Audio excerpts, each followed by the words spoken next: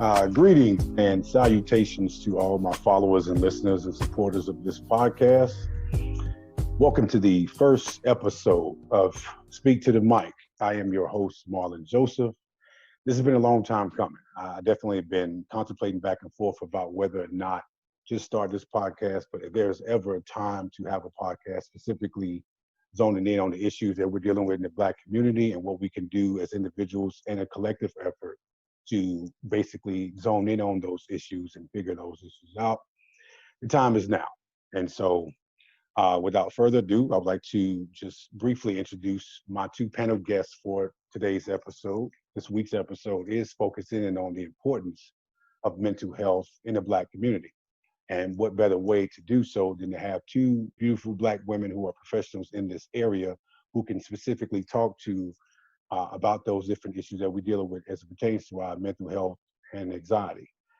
Joining us today, obviously, is the two professionals from the University of West Georgia, Dr. Olivia Uwamahoro-Williams PHD, LPC, NCC, Dr. Mary Huffstead PHD, LPC, and NCC.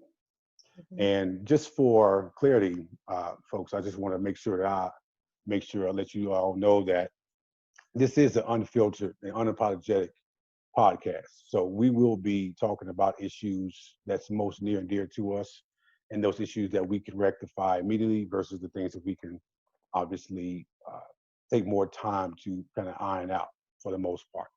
And so dealing with mental health, obviously, I would like to start off by asking the question, ladies, starting with Dr. Olivia Uwamahoro-Williams, who let me also make sure I specify this, is not only a licensed professional counselor, but she's also the beautiful wife of mine and the beautiful mother of my daughter, of our daughter. So I want to make sure I put that out there before I get yelled at from any of my listeners that know me and will give me an earful about that. So I want to make sure I put that out there.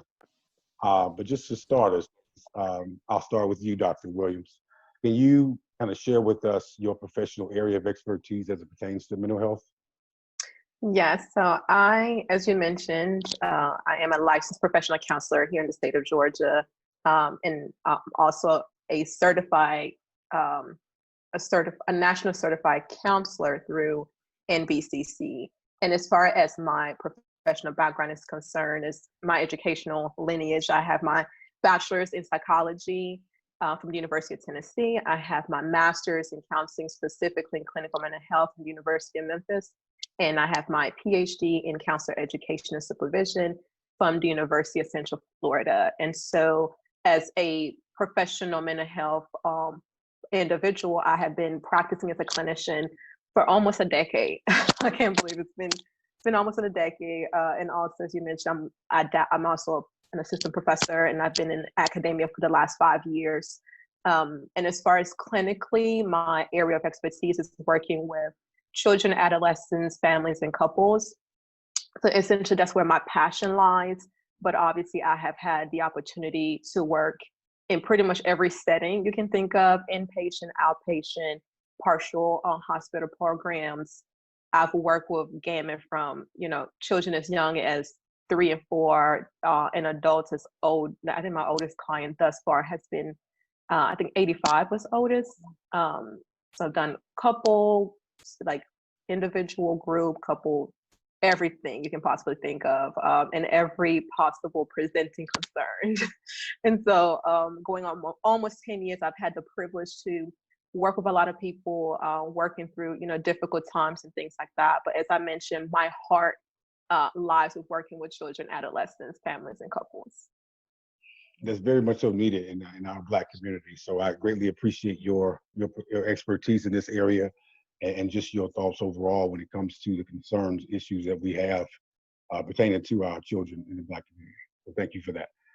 Dr. Mary Huffstead, can you also share with us your area of expertise as it pertains to mental health?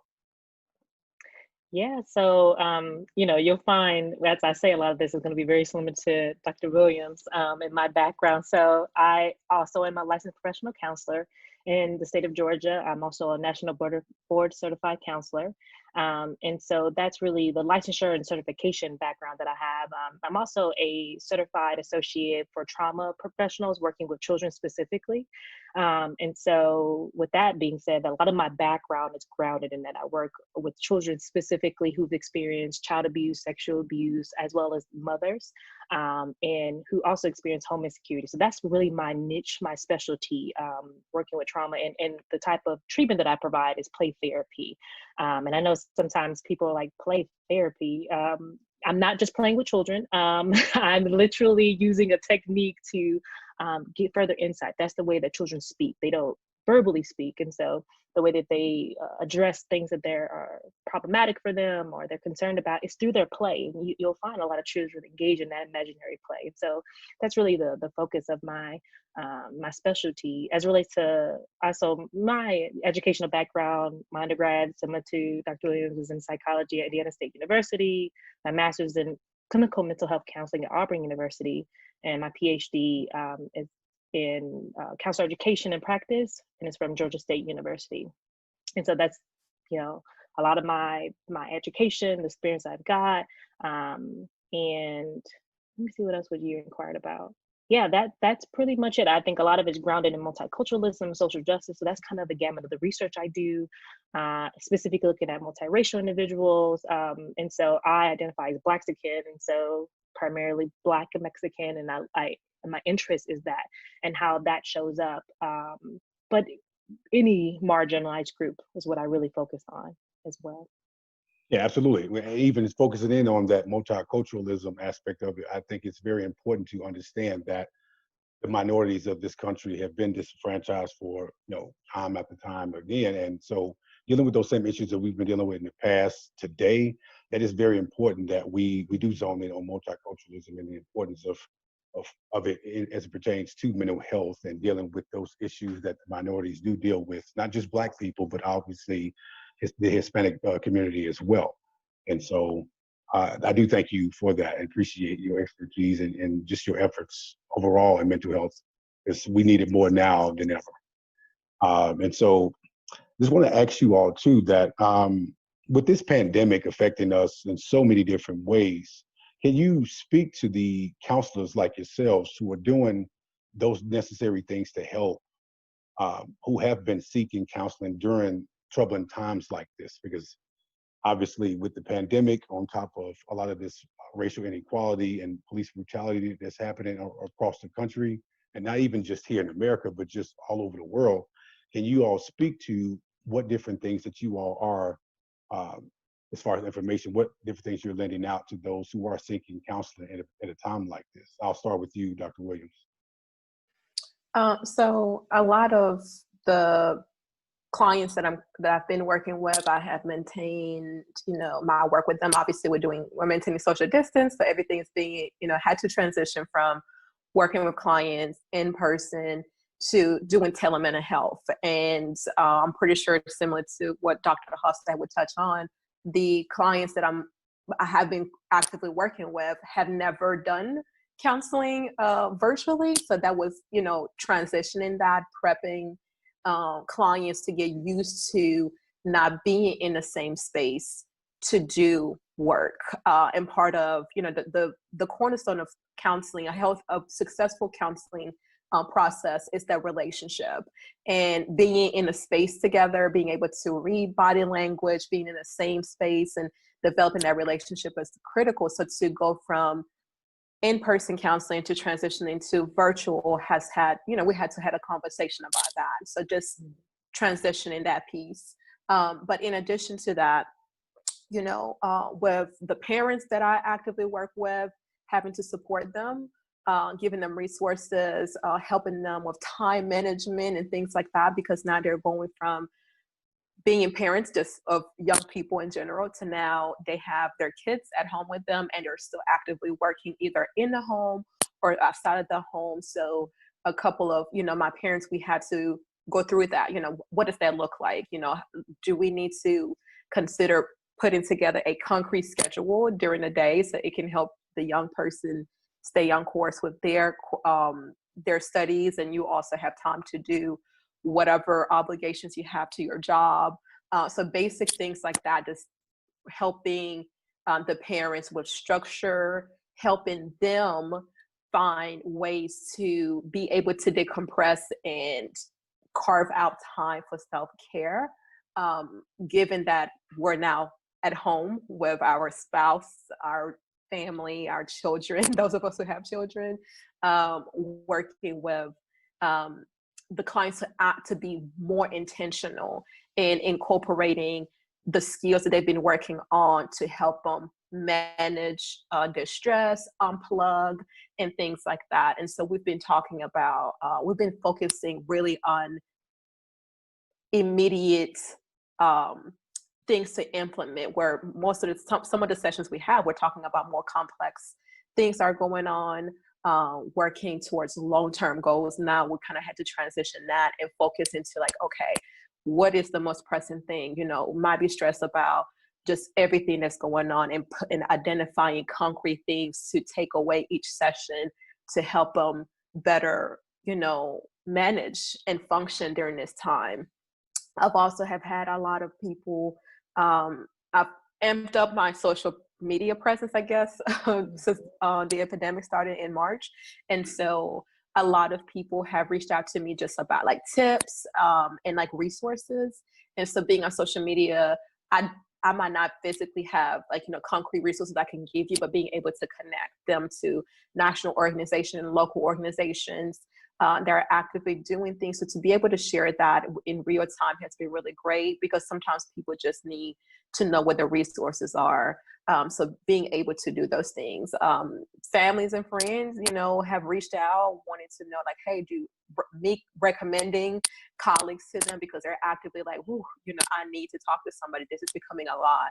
And so I've had an increase of that communication as well, kind of helping and supporting friends and family as they're like, they've been thinking about therapy, but now they're like, I have to, because it's too many compounding factors that's happening on top of what they were already dealing with, just, you know, being Black in America.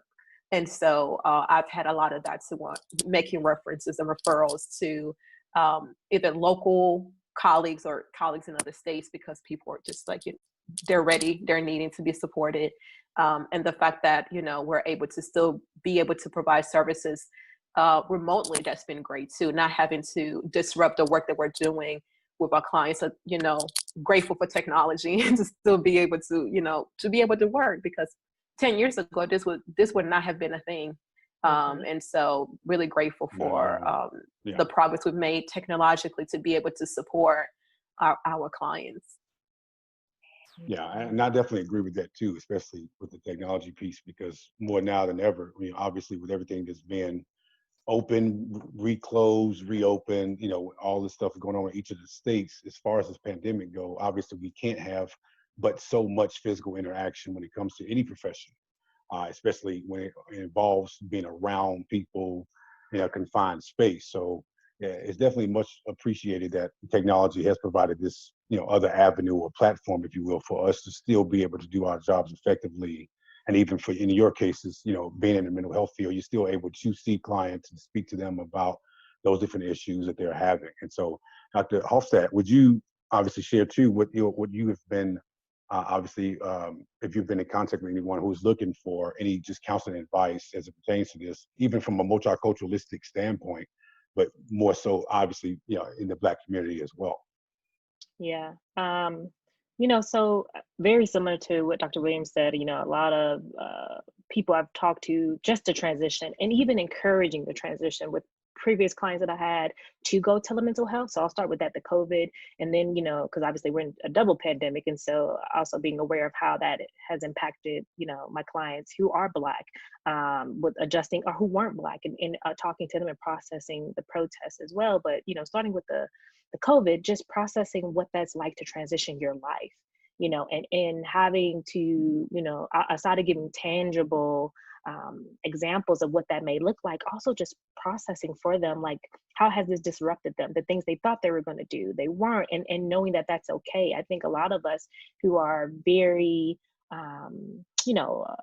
want to achieve and success and have things to accomplish, there's something about the true act. I don't think we're aware of how much we physically hold that energy when we're moving about our day. We're going to multiple meetings, we're talking, we're engaging within our multiple roles that we have. And when we're confined to one place, how that impacts us, and especially as it relates to trauma. And so to me, I'm always focused on how the body keeps a score. If anyone's familiar with Dr. Vanderkolk, we talk a lot about the body will keep trauma stored. It's like a memory. And so when we're not able to physically get out of the house, our first reaction is to flee, to run. And so I'm always quick with trying to assess that level of anxiety that my clients may have, their inability, the overwhelming feeling they feel of being home, especially those who are alone, right? And how that plays on them and how that may bring up some of those triggers that they have had from their past, the inability to control their environment related to like COVID, and so those are the things that I do focus on as it relates to clients who have come to me or that I'm currently working with related to, Black Lives Matter and the consistent, re-traumatization we have we have visually seen of Black men dying on the streets and women hearing about it, especially as it relates to Breonna Taylor, not, being in her video, but knowing of it occurring. A lot of what I've been able to do has been to refer out because I'm at my, I'm extended. I have no clients availability, no spaces, no slots, physically, emotionally, but also just physical time, being able to do that, but able to find resources for those who have sought me out, for those who I know are competent, so things like, therapy for Black girls, having a list of those who are competent clinicians, being able to provide those resources. But for the ones I am working with, we've had to stop. We have to stop our current processing of information and focus on this, unfortunately, because it was hitting them at such a level, as well as myself, and just to sit and bear witness to processing the experience. So I think sometimes, with these clients, it's giving them permission to just talk about it. What are they experiencing? What are their what's occurring?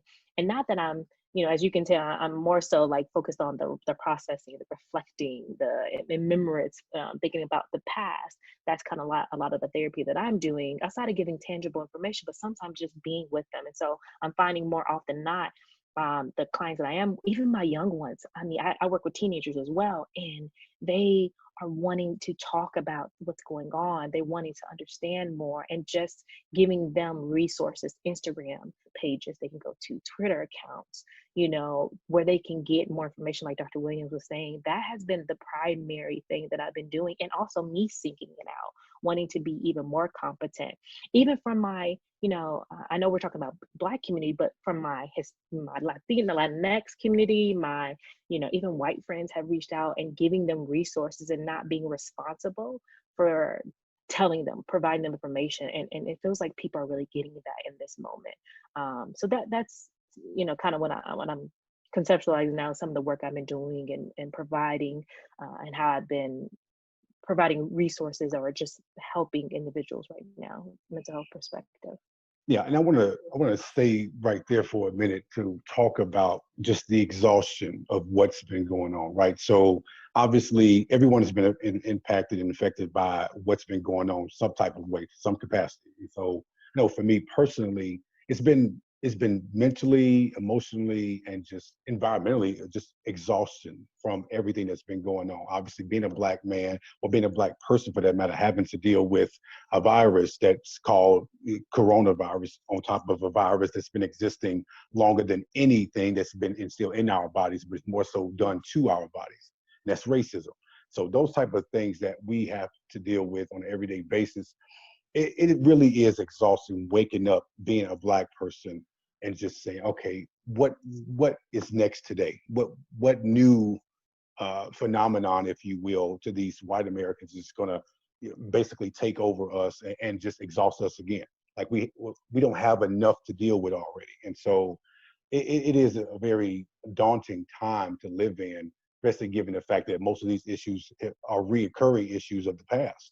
So that within itself can be very heavily weighed on our mental capacity and just our overall psyche in trying to deal with these things. And so if you're a person that's out of a job and on top of dealing with this epidemic that's called racism, it's like so much to deal with all at once. And so, and I do, to your point about the people who are obviously dealing with this alone, I definitely sympathize with those, because I can only imagine not having a support system or a consistent supporting cast or system around you to better help assist you with dealing with these everyday things. And so it is definitely important that we obviously, in these troubling times, reach out to someone to talk to them about this, because the question, how are you doing, can go a long way.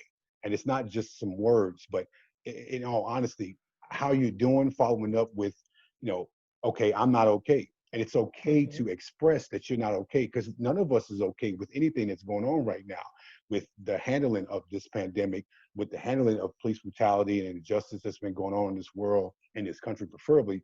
It's been a lot to deal with. And so none of us can truly say, hey, you know what, I'm okay. I may be better than I was yesterday, but I'm still dealing with something internally when it comes to all of these issues that we're dealing with, on top of the very exclusive and internal issues that we deal with on an everyday basis, just in our everyday life, like, family issues that we're dealing with, marital issues, or just parental issues for that matter.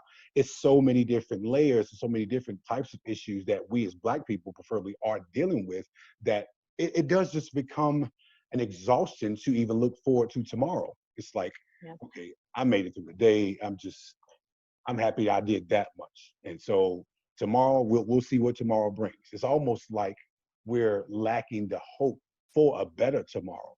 And that's what this entire ordeal has done to our psyche. And so in transitioning to this next question I have for the both of you, I want to know, has it been an influx, preferably from the Black community, of people coming in seeking counseling, or should it be an influx? In the past couple of months with this pandemic, the shutdown and everything that's been going on, has it been an influx of people coming in to, seek that counseling advice, or just seek counseling in general when it comes to just dealing with everyday normal life situations? And so, Dr. Huffstead, I'll start with you on this question. Has there been an influx that you can speak to that in the Black community, preferably, that has occurred with Black people more now than ever seeking that counseling and that assistance, or that service, if you will? Yeah, my calls have gone up significantly, to the point where I had to put on even my Psychology Today that I'm just not accepting clients anymore. And aside from just me personally, getting contacted, I've also seen on Facebook, people are asking for resources. My friends that I'm aware of, they tag me in it. They know that, I'm a therapist, and I've just seen an influx of Black people, and it just gives me so much joy. Or people admitting that I'm seeking. I have a therapist. I really encourage you all. I've talked to my therapist today. It's becoming a common conversation, especially in such a public place like social media, Instagram, Facebook, Twitter, and so I am just, like, as a therapist, elated to see, us having these conversations, when I know, I think about my family and my father, who, things need to stay in the house. You don't talk about your family issues. And so our generation and the younger generation, they're seeking it, they're asking for assistance. So I have seen definitely in the past, I would say since COVID, to be honest, and it has increased since everything that the Black Lives Matter movement coming integrated in our culture and really becoming the forefront. Yes, absolutely. Yeah, Dr. Williams, I definitely want to know from you as well. How can you speak to, or can you speak to the influx that has possibly happened over time with number of people, preferably in the Black community, reaching out to you specifically as it pertains to just, okay, hey, do you have time to speak with me about these issues, or do you have a respected counselor or colleague that that I can obviously be directed to? Yes, I definitely echo what Dr. Huffstead just said, as far as things are coming at different waves. And so I think I just took on, like, my last client that I can take on my caseload, so I will be referring out as well. And so there definitely has been more intentionality, more people reaching out, some people, so as far as like the actively working with clients, I have also had more people reaching out within a short period of time. So if I look back on my usual activity over the course of 3 months, I usually wouldn't have this volume of calls coming in. We do have peak season, but this is definitely outside of what I'm typically used to. So I have seen, as far as people seeking out for me specifically for mental health services. And like I said, echoing what Dr. Huffstead said, I'm seeing to more people being open to talk about what's going on, just beyond expressing thoughts, but people being open to talking about how all of these things is making them feel. And I think part of it is because us, the Black mental health professionals, are being more intentional on what we're communicating. And so those of us who actively have social media accounts, professional social media accounts, we are putting out content that's helping at times give verbiage to what people are experiencing. And so I have posted, several times, like, it's okay to not be okay. And within our community, we don't hear that a lot. We're supposed to be strong. We're supposed to endure. We're supposed to, suck it up and keep going. And so when you see somebody who's a professional putting out information constantly, be like, and you're getting it from multiple people, like, hey, it's okay to feel overwhelmed. It is okay to feel uneasy. It is okay to feel anxious. It is okay to be mad. It's okay to feel your feelings right now. And you're getting a lot of that from people who look like you. I think that's helping people realize, like, all these things that I'm feeling, it is okay for me to feel them. And it is okay for me to sit and process them. I don't have to suppress them. Because for a long time, especially, I would even say just within the Black community, we're not always encouraged to feel our feelings. It's like, hey, but did you die? In some instances, some of us are dying, but a lot of it is we got to suck it up and keep going. And part of it is because of the historical context, the realities that we have been subjected to, where we haven't had the privilege to be able to sit and process and talk, right? Because we're always fighting, we're always looking for solutions. Be like, okay, well, how, talking about it is cute and everything, but how is it going to make me, move me to the next step? But now we're coming out as professionals, like, we got to process these feelings, because you can only suppress emotions for so long before they bubble up and they come out in a very unhealthy ways. And so that has forced me to be intentional in getting connected to, like, as Dr. Huffstead, and I love how she said it, like, reputable and good resources. That's very important, because not all resources are created equally. So I've been intentional in seeking out my colleagues who are doing different things, who are putting out great content, and I'm sharing and I'm disseminating it. Because another component that we have to keep in mind is that we, as Black professionals within the mental health field, we are experiencing the same thing that everybody else is experiencing. And so this is a very unique time, because most of the time as a professional, you're not necessarily helping your client, process the same things that you're going through, right? So it's usually like, you got a situation happening, I'm here to support, but you're going through COVID, I'm going through COVID. You're stressed out, I'm stressed out. You're overwhelmed, I'm overwhelmed. And so I think what Dr. Huffstead said, which is very integral, and I encourage my fellow, Black professionals, use your resources. Don't feel the need to kind of, have to answer everything. You can refer out, you can link people to great resources, and they can do some of that work themselves. And because again, it's great, it's exciting to see, but I also feel like we can end up doing some harm to ourselves as being Black professionals, that we can end up burning out, because we get so excited, like, oh, people are finally understanding that this is important. And then you're working, you're already overwhelmed because of COVID and all this racial trauma. And then on top of now processing other people's emotions about those things. And so all in that to say, yes and yes.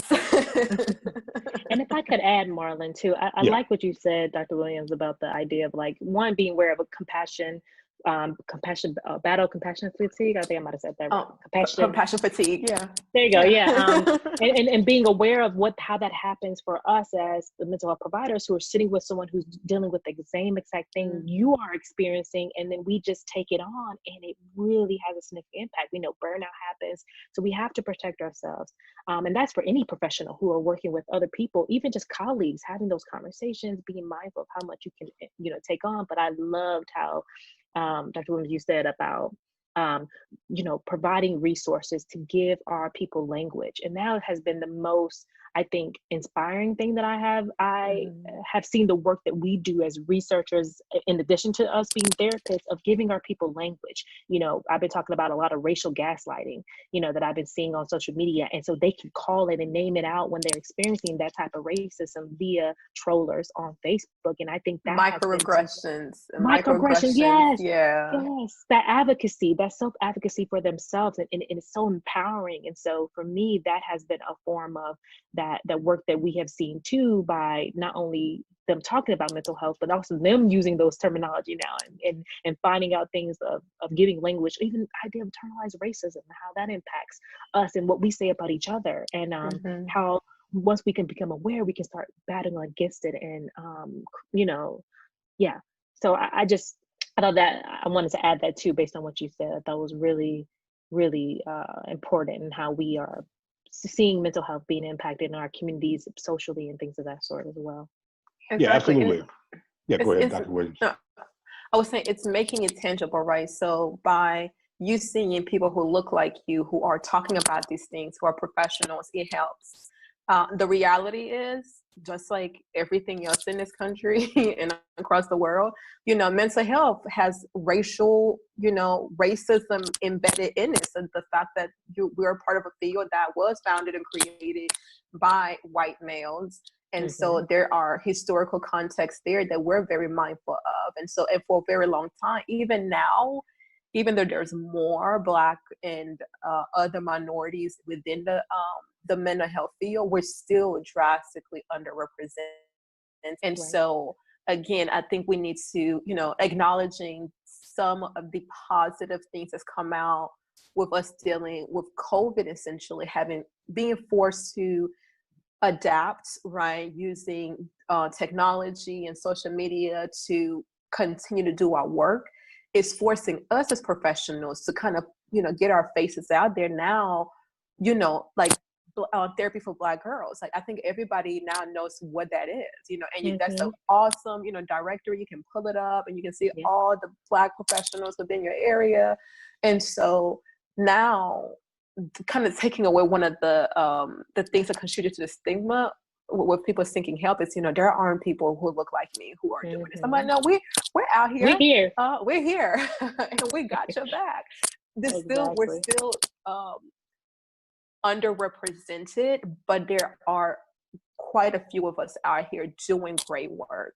And so I think that's part of what's happening. So when you're seeing somebody like myself and my other colleagues, and we're doing these webinars, people going live on social media and having, time to check in. I've seen so many different creative things that my colleagues are doing to try to empower the community, which is like awesome. And all of this is being done, for free. You're not charging someone to come on your social media page, but you're creating content that is being very helpful to your community. And so the willingness for our colleagues to get creative and be flexible. And a lot of us, are within the millennial, generation. So we're embracing the technology and we're incorporating a lot of it into our work, and taking advantage of social media and, getting it out there. And again, the more you start seeing Black faces with, along with mental health professional, that's going to be encouraging. Then people know there are people who look like me out here doing this work, and they're saying that it's okay to not only seek the services, but we also need some of y'all to go ahead and get this degree so we can increase the numbers. Yeah, Right. because even despite it being a representation in the mental health field, it's still it's in short supply, right? Oh, So limited. it's only but Absolutely. so many of our Black faces representing this particular field that, Yes. the rarity of finding a Black counselor in your city or state, it's still rare. And so having that in mind, dealing with those types of issues where most Black people who do want to seek counseling, it's like, listen, I only want to find a counselor who looks like me, who can speak to or even relate to the same issues I'm dealing with, because it's already a struggle enough just being Black on an everyday basis. So I want to talk to someone who doesn't look like me, who really understands the plight of my concern or Right. just the overall issues that I deal with on an everyday basis. So Yeah. yeah, and to that point, Dr. Huffstead, you mentioned something about how important social media and technology is, because this is the way of the world now. So obviously everything being put and plastered on social media right there for you live in real time, or a few seconds or whatever later, it's important to know that this is a tool, a very useful and marketable tool to use to get all Right. types of important information out there, especially when it's dealing with mental health, and just overall anxiety in general, dealing with all of this that's Mm-hmm. going on. And so my next question to you all is, as it pertains to some of those very same issues that we're dealing with as far as racism. So, Dr. Halstead, you can speak to this first. Would you say that, even obviously with it being hard enough to being a Black person specifically in this world, as it pertains to dealing with white privilege, both of you all are assistant professors at West Georgia, and so you can speak to just the overall environment in your classes as it pertains to dealing with white privilege in the classroom. How are you all able to just obviously enlighten and educate your Mm-hmm. your white students, as well as any other cultural background students that aren't Black? How do you get them to understand that there is a such thing as white privilege that's been going on, since the beginning of time, especially in this country? Dr. Hofstad, you have the floor first. Yeah. Wow. I think that I want to note that this semester has been, I can't think of another time where I found students so willing to learn. And I mean, my white students especially.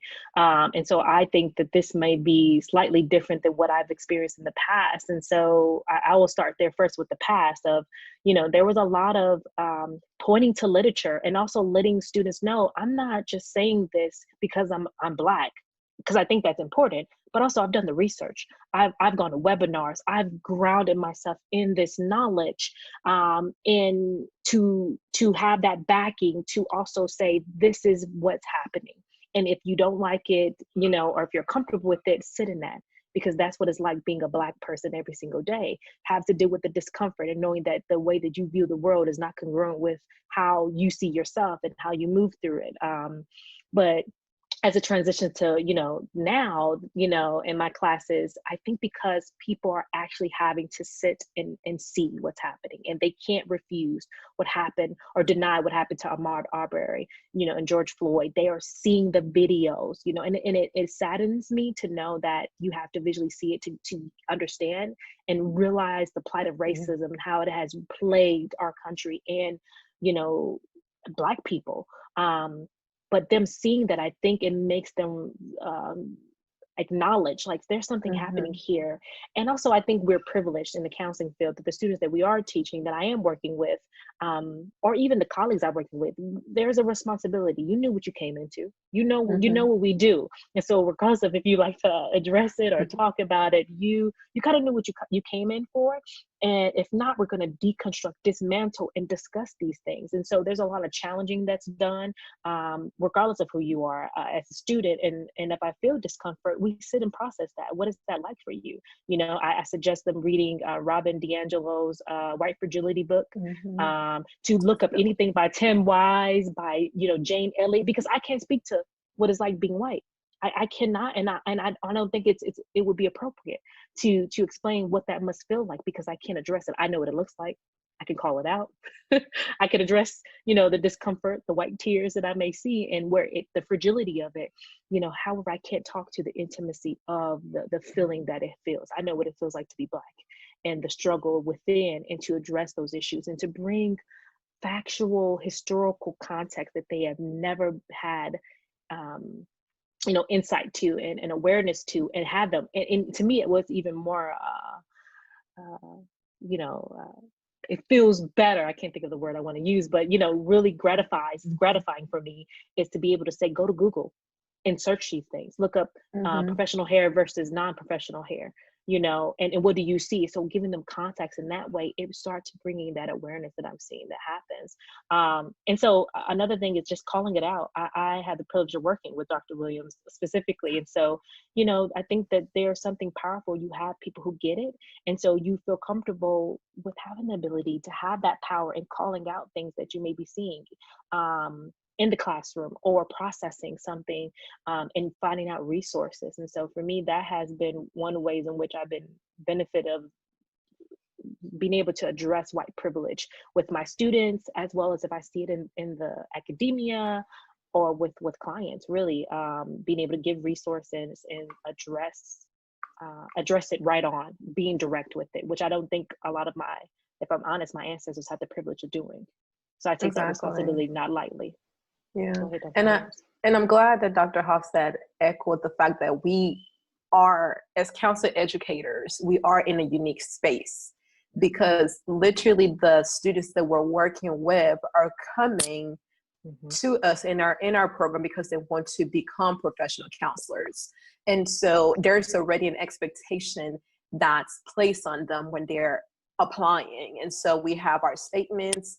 I know specifically our program, and this is an initiative that I led back in 2017. We have a non-discrimination statement that is linked to the American Counseling Association's non-discrimination statement that we have applicants, not admins, but potential students sign during the interview process, so they understand that these are the standards through which they're going to be held once they're in our program. Accountable. And so that expectation is placed out there, like from the time they're interviewing, they know that this is going to be a growth process. They're going to be challenged through the course of their time with us. And so because there's that expectation, we are in a place that we can call things out.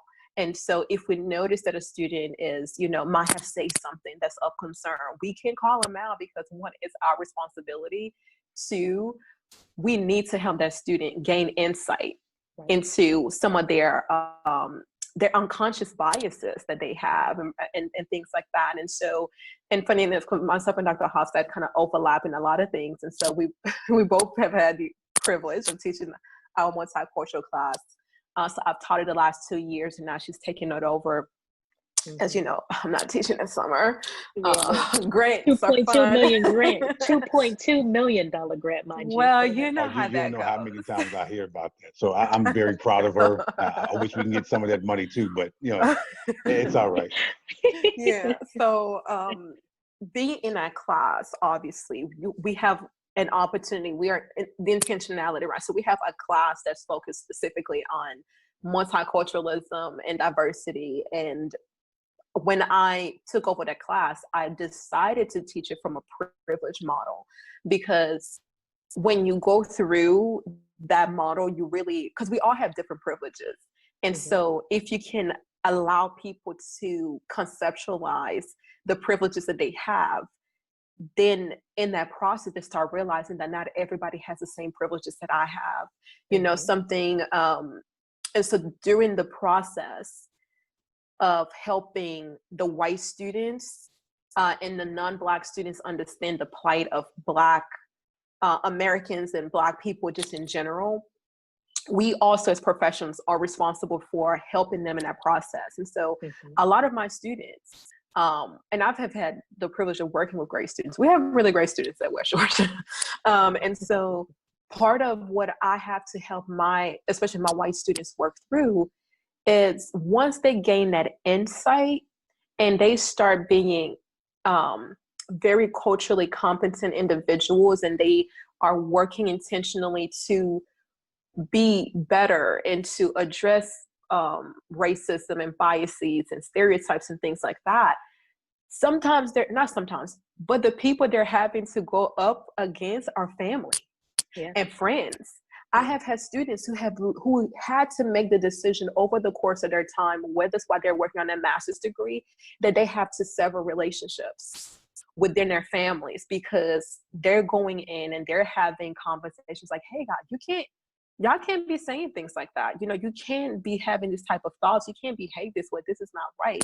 And they're coming with the research and all of this, like, y'all need to read this. Y'all need to look at these videos. This is not okay. And some families and friends are like, okay, let's sit down, let's have a conversation. Others are stuck in their ways and they do not want to change. And so we have our white students who are sometimes having to go through a grieving process as they're getting their degree, because they are making the decision to sever relationships because they're realizing these people I can't be around you if you behave this way or if you believe this way. And so that is a thing that I have had to support my white students through, that my Black students are not necessarily having to endure. Not saying that they don't, but most of my white students are the ones who have to deal with that reality. And so that's a thing that as a student, I never thought of, right? Because I always look like, well, if you're white, you got that white privilege, you're good. But until I became an educator and taught this class specifically, I realized the journey that some of my white students have to go through during this process that I and sometimes other minority students might not necessarily have to go through.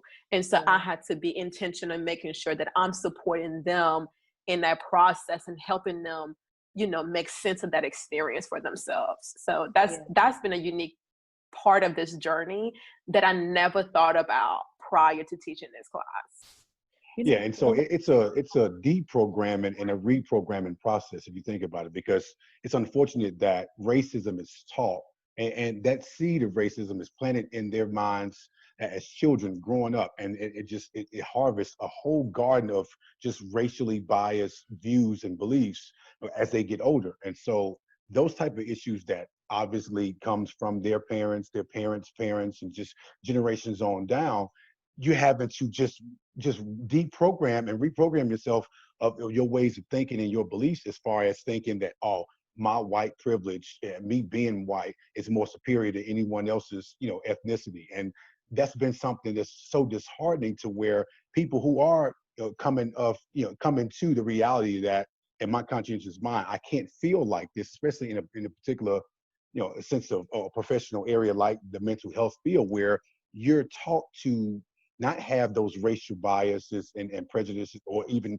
that racist view of ways of thinking when it comes to helping those who are in need, as far as their mental health is concerned. And so it's a harsh reality to have to sit within that and understand that. And it is a thing too, white privilege is not necessarily to highlight or make people feel shameful for being white, but it's the understanding that due to the systemic and institutional racism that has plagued this country for far too long, that's been the fuel that's fueled your fire, as far as giving you and granting you those white privileges that you have that others don't.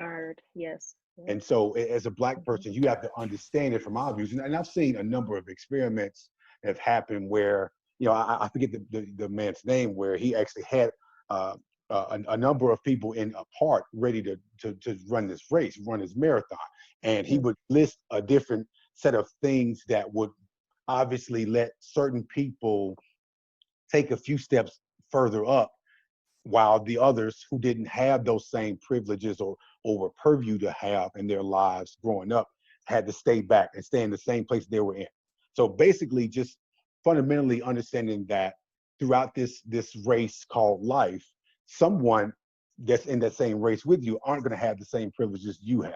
And you have to understand that either you yourself didn't do anything to be in this privileged situation, but the systemic and institutional barriers that have been obviously against us as Black people, or minorities in general, have always been the case when it comes to us having to overcome that adversity that you don't have to overcome, right? So privilege is not about what you've been through, but it's more so about what you don't have to worry about going through.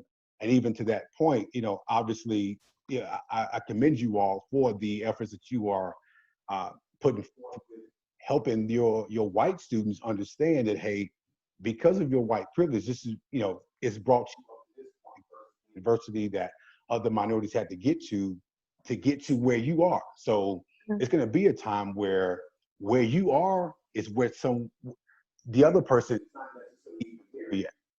And so you already halfway there, while they're still, the race hasn't even begun for them yet, because they have to prepare and do other things just to get ready to be in the race while you're already racing. Exactly.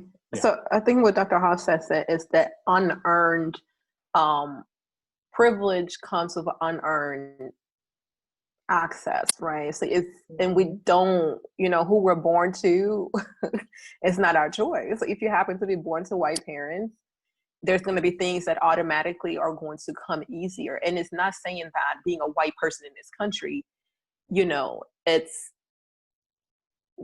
easy sailing, that you don't experience any adversities, because if you are poor, if you come from broken homes, you can experience trauma, things like that would impact and that would hinder your ability to maybe live a fulfilled life. But there's going to be certain things by default that you never have to worry about.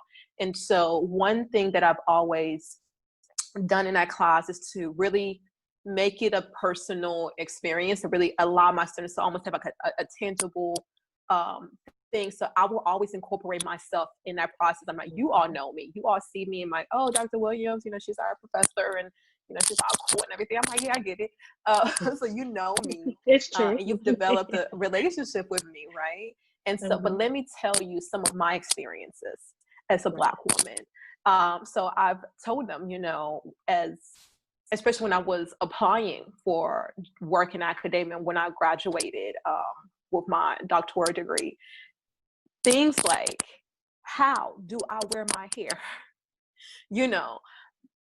Not knowing, or looking at the current faculty, be like, oh, there's a lot of older people, a lot of older males, white males in this department, this college. There's a chance they might have particular views on what's, deemed to be professional, unprofessional. So like letting them understand, like, that is something that I had to think about, in addition to preparing for the interview, that just the regular anxieties of being a recent defendant my dissertation, and you're already experiencing, imposter syndrome. Like, can I really do this? Are they going to see the potential in me? But that added piece of, what can I wear? How can, do I need to wear my hair? Do I need to put it back into a slick ponytail and do that? If I come out with, my natural hair, is that going to be seen as being maybe too radical, coming in here making a ruckus or whatever? Our classes are in the evening.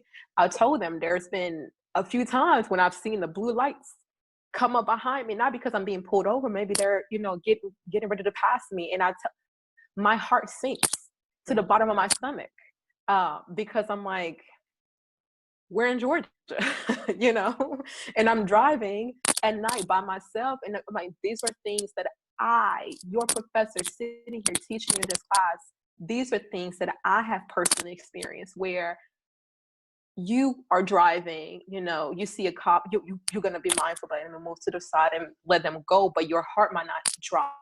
Some of the people in this class who look like me experience those things. When you're getting ready for that interview, you don't think about, your hair to that capacity, that your hair could be used to limit your access to employment. So letting them know, like, it's not always the big things, because we know the big things, right? If somebody calls, throws a racial slur at you, or, attacks you physically, we can call those things out. But it's those microaggressions that tend to come along with the lack of privilege that we have, right? So going through the racial privilege and the gender privilege, class privilege, because then you could be white, but you came from a low SCS. So then when we talk about class privilege, you can understand, you're like, oh, I know what it's like not to have. And then they start making us, so similar to that socioeconomic lack of privilege, my whiteness affords me something that his Blackness might not afford them. So to really help them deconstruct and not focus solely on the racial piece, because the racial part sometimes makes it tricky, but when you bring in this other privileged classes and categories, it opens up a word to them. They're like, oh, wait a minute, that's what that means. And like, yeah. Right. And so a lot of times you have good people who just haven't had the opportunity to really process what it means to have this unearned rights. Just like when you talk about the gender, differences, right? So if you're talking to a male, even within our communities, you could be talking to a Black male and be like, well, let me tell you what it's like being a Black woman, and some of the things that we have to deal. And until you have that conversation, you realize, your gender does give you a privilege if you're a male versus a female. And so when I first started teaching that class, when I started with race, people were on pins and needles. But when I presented it from a privilege model, all of a sudden, because we all have things that we can check as privileges, then you can start seeing and understanding how you have some privileges, some categories that some boxes that you're able to check, and you have some boxes that you're not able to check.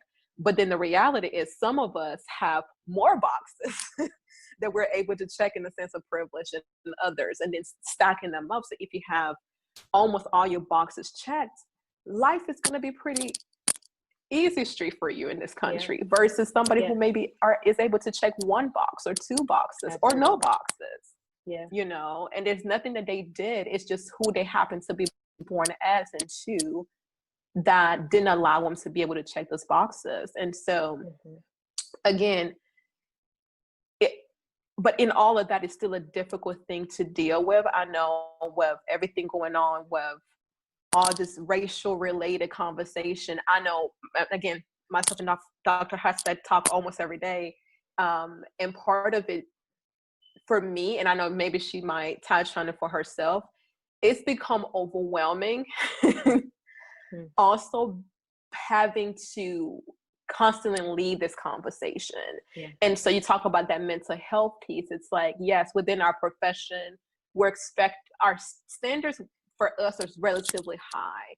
But even in that setup, being a Black person or person of color within our field, we're still having to lead and pull people into having these conversations. And because again, this is part of our lived realities. And so we're having to constantly not only deal with our students and we're trying to help grow, but we got to reel in our colleagues and, when we talk about challenge them and challenge their lack of action.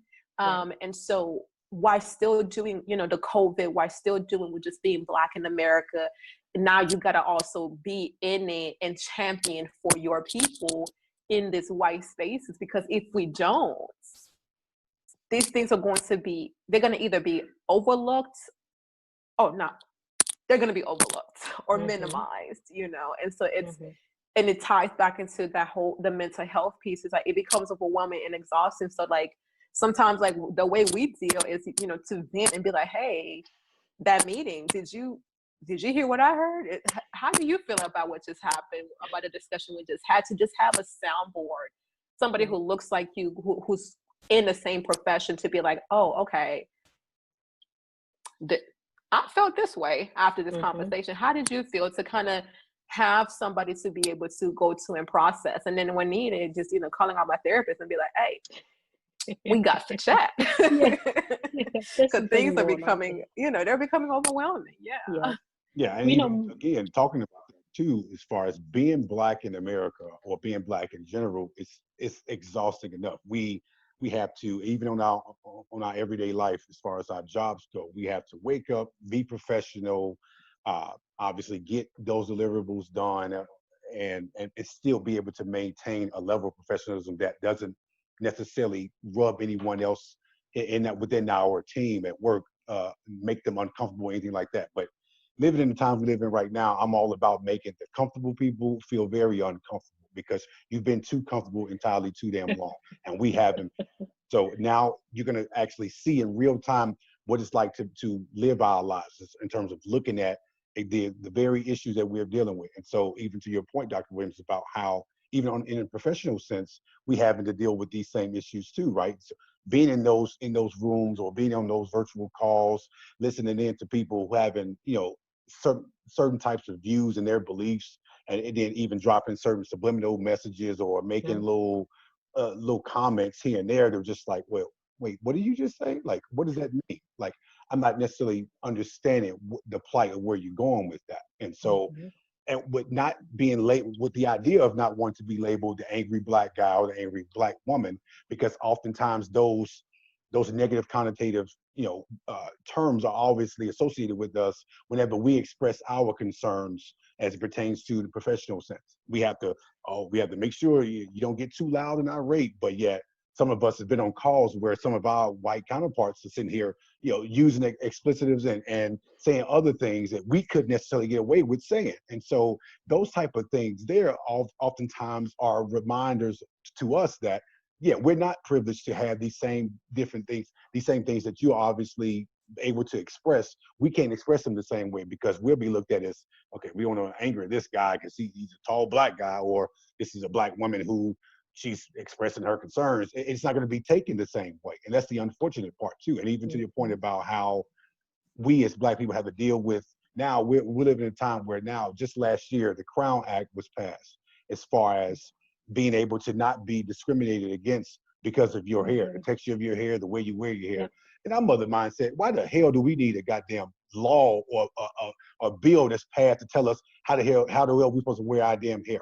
You're not Black. You can't tell us what the hell to do with our damn hair. This is how it naturally grows. How it naturally grows, by the way. This is our hair. You mad because you don't look like this? Like, that's your damn problem, not ours. We shouldn't need a damn bill or a law to tell us, hey, in a professional sense, we might want you to cut your hair or cut your braids or cut your cornrows or your dreads. What the hell? You don't have this hair.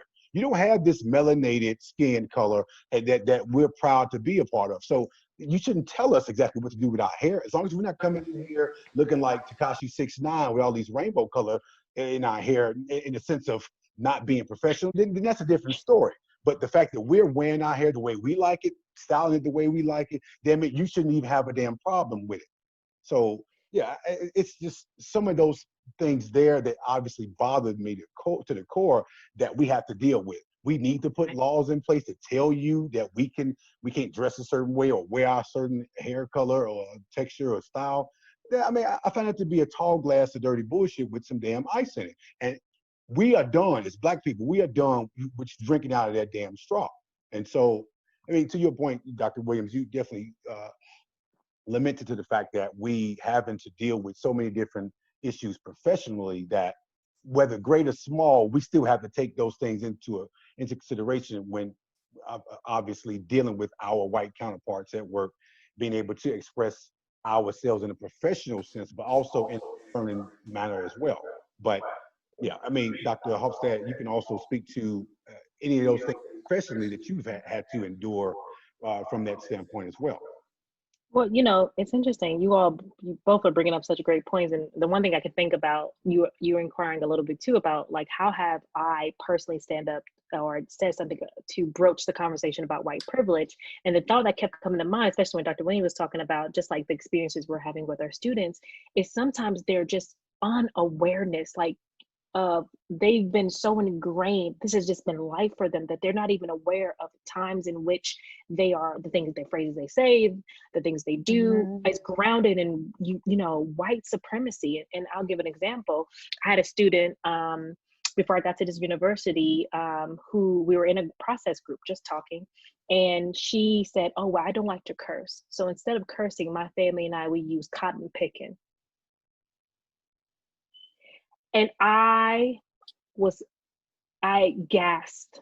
And in the moment, I realized that she literally believed that was a way to refrain from using curse words. And majority of the students in the group processing group was white. And so I waited to after class to take it to the side and to process that with her, because it appeared to me, I couldn't tell she was literally surprised or was unaware of what she was saying, or if she was intentionally trying to rile up people. And so it would have been appropriate in the group to call her out in that moment, unless it came up again, just appropriately how we process groups. So how I went about it was to come to class, after class, and say, can we talk really quick and address it? When I say amount of redness that flushed in her face when I brought up that you do know that where that word derives from. It's kind of picking N-word. That's what they used, yeah, possibly to refrain from cursing, but it's a derogatory terms towards Black people, and it grounded from slavery. It comes from slavery. And I mean, the amount of fear and anxiety in her face, and she looked like a deer in the headlights. She could not believe, and that the fact that her family and them, this is what they use consistently. And it was that moment of like, not okay. And she was even wanting to come to class and apologize and say, can we come the next process group, could we talk about that? Can I like share that with everyone and address that? I had no idea how embarrassed I am for the know that even came out, and how I'm not okay with that. And you know, I encourage her, yes, I think you definitely should, and do some more research before you do have a conversation, so you can really know what it's grounded in. But it's those moments of like, wait a minute, this is not okay. I'm going to call it out, and we're going to process that. But just the amount of unawareness they have. And I say they, white students, she was a white student, white students have, and she was Southern white. And so to me, I feel like that's another level of just the phrases and things they use, that there's no context truly of where things are grounded. And I even think about the idea of the Confederate flag and how we talk about heritage. It was 5-year war. It was only 5 years. And you're calling this heritage and not understanding that the war was because of slavery. From the money that slavery brought. And so understanding where that's tied into, not some unrealistic, heritage, and trying to have their own states' rights, what they believe it to be grounded in. And so having a true conversation of like, no, look at the statements. Look at the statements that they had put, the reason why they were deciding to leave the Union. It was because of slavery. And so anyway, so having those direct, specific examples of where calling it out and addressing it, but also being mindful as an educator, or even as a therapist, how is it appropriate to not disrupt the group and have it be about them? Because it's not, and it shouldn't be about them, but it is important to call it out and bring it to the group, or into the classroom to process. And so those are the thoughts I keep thinking about, of like tangible examples of how in which we as therapists, as well as educators, are aware and using that knowledge to then educate these individuals where they can be received. But also sometimes I know it's hard for me to even think like, how don't you know this? How could you ever not know? But I mean, I genuinely, from the bottom of my gut, and I don't think a lot of things that people do that is microaggressions are microaggressions, but this was that one time where I can genuinely say that this was unawareness. She had no idea.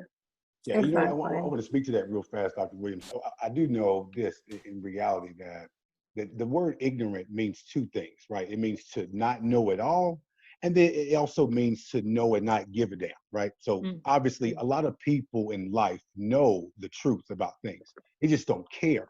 And so, I mean, even the root word itself in ignorant is to ignore. You're ignoring the truth. You don't care that it's true. You know that it is though. And so for that alone, that negative phrase alone, just for her to not know the severity of how degrading and just derogatory that phrase is, that term is, that alone is just daunting to me, and understanding that there are so many of them, especially in the South, where the Confederacy is still celebrated. Like, listen, I don't even like to see cotton plants. I don't like to see cotton plants. Okay, yeah, I don't want to see decorations of it. I don't want. Sorry, I have to just add that. No, not at all. And I share that same sentiment with you in regards to that. But it's like these people obviously still celebrate the Confederacy. Like, you do know you lost the damn war, right? And the war you lost, it was at a cost of almost over 1 million people have died just for you to sit up here and say that I was fighting to preserve slavery. You were fighting for the very thing that was obviously very degrading and dehumanizing to us in totality. So for you to sit here and say, oh, it's my heritage versus hatred, like, that's bullshit. And I'm gonna call it what it is, because you're not gonna sit up and tell me there is any merit to your quote unquote heritage that would even speak to or speak against what it actually means. I don't care. I don't give a damn about what it means to you specifically. I care about what it actually means, what the actual truth is. So you can sit up here and symbolically make it mean something different to you versus trying to dissect the actual truth from it, but you can't escape that. The reality is what the reality is. And so for you to sit here, and so even the understanding that this young lady obviously didn't understand the severity of what that phrase meant, it's like, you do know, like, have you done any history? You understand what cotton picking? Well, that's the thing. They. You think about the education system, and Dr. Williams, I'm pretty sure your students have talked about this. The level of, or the lack thereof, of just basic information that you would assume to be taught in history class, that they would have context to. I sit and I'm dumb, and they are literally saying, no, we were never taught any of this. Now, I also am from the thought that, well, it also is family. It's also the people you're in the environment. Because I mean, all of the history I got, majority of it was from my family. So I'm not blaming the education system, but they just are not talking about it. They are not getting this information. Of course not. They're not. And so why would they? Exactly. Like that's the privilege piece. So I always put it back to something like, I know most of us, well, I came when I was 10, but when you were younger, you play something, I'm pretty sure at some point, Cowboys and Indians, right? At some point. And if you are not part of the indigenous people of this country's heritage, you probably saw nothing wrong with that game, because one, there wasn't anything malicious happening in the moment. Just a whole bunch of kids. Some of you guys are going to be Indians. Some of you are going to be Cowboys. We're going to run around. We're going to see who wins. But when you put that into the historical context of this country, now we're having a whole nother conversation. Now we got to like understanding the historical connotation and what he meant, like when historically when Cowboys were chasing Indians, like why was that happening? Right. And so that's why for me, when we're dealing with students, that's one of the examples that I have to bring in for me as a Black person, because sometimes I'm like, how can you not know? But then until I was into my adulthood when this happened, I was like, wait, hold on a second. I never put the two and two together. It was literally in a conversation in a class when somebody brought that up. Because there was a lot of things that was changing within K through 12. Like you can't say, sitting like, you can't say sitting Indian style. You gotta, sit crisscross applesauce. Or be Indian giver. Yeah, exactly. Like some of these intentional things that were being done in K through 12 setting to change some of the things that have been normalized for years. Because the first time I heard a kid, I was working with one of my clients, and I was like, yeah, let's get down on the ground and sit. She was like, oh, crisscross applesauce. I was like, what? Yeah, crisscross applesauce like this. I was like, yeah, I get. So then I called one of my friend teachers, and I was like, one of my kids was talking about some crisscross applesauce. Like, what is this? She's like, girl, we can't say Indian style anymore, because again, kind of putting things into that historical perspective. And so a lot of times to help me, right? Because when I'm in class, I can't allow my emotions to overwhelm me, because I'm there to educate. Literally, my role there is to be an educator. And so there are things that might come up in a discussion where it's like, if there was not a student and we were out in the community, my reaction might look different, right? Because I'm like, wait, hold on, what the did you just say? Right. Versus a student who is there to learn, and they might say something and be like, okay, similar to what Dr. Huffstead just said, we just said cotton picking instead. Okay, so let me help you understand why this within the historical context, because for you and your family, the way you're kind of like, oh, this is just how we do things. Okay, but let's pull things back and put this into the historical perspective of this country, of where you grew up in the South. And let me help you understand why some people, myself included, will be highly offended if we were ever to hear you say something like this.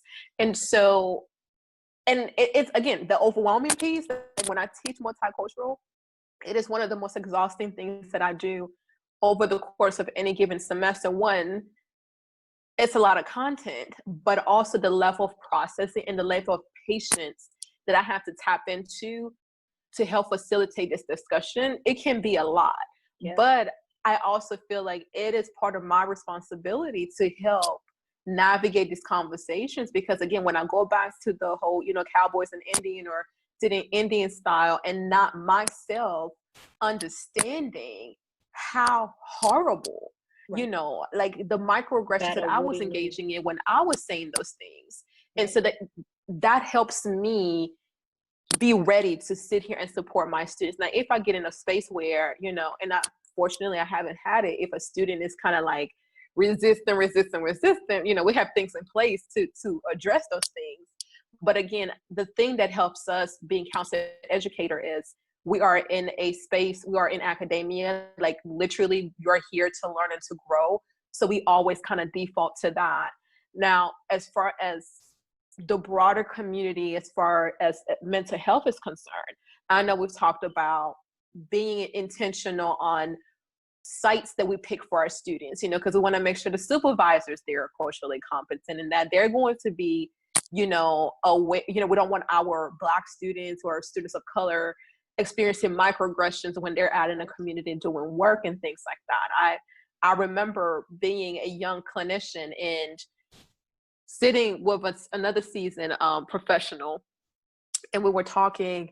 I was getting ready to take a case on, and they threw something out, which it took me a minute to realize what they had said. And I was like they were helping me, giving me tips on how, like, the best way to be efficient in doing intakes. I was doing inpatient at a time, and if you know anything about inpatient, that can be overwhelming. It's a lot because the client is coming in, you're having to do like your complete intake in one sitting. So they were trying to help me. The team was trying to help me figure out what to streamline it, so I'm not in there for like 5 hours.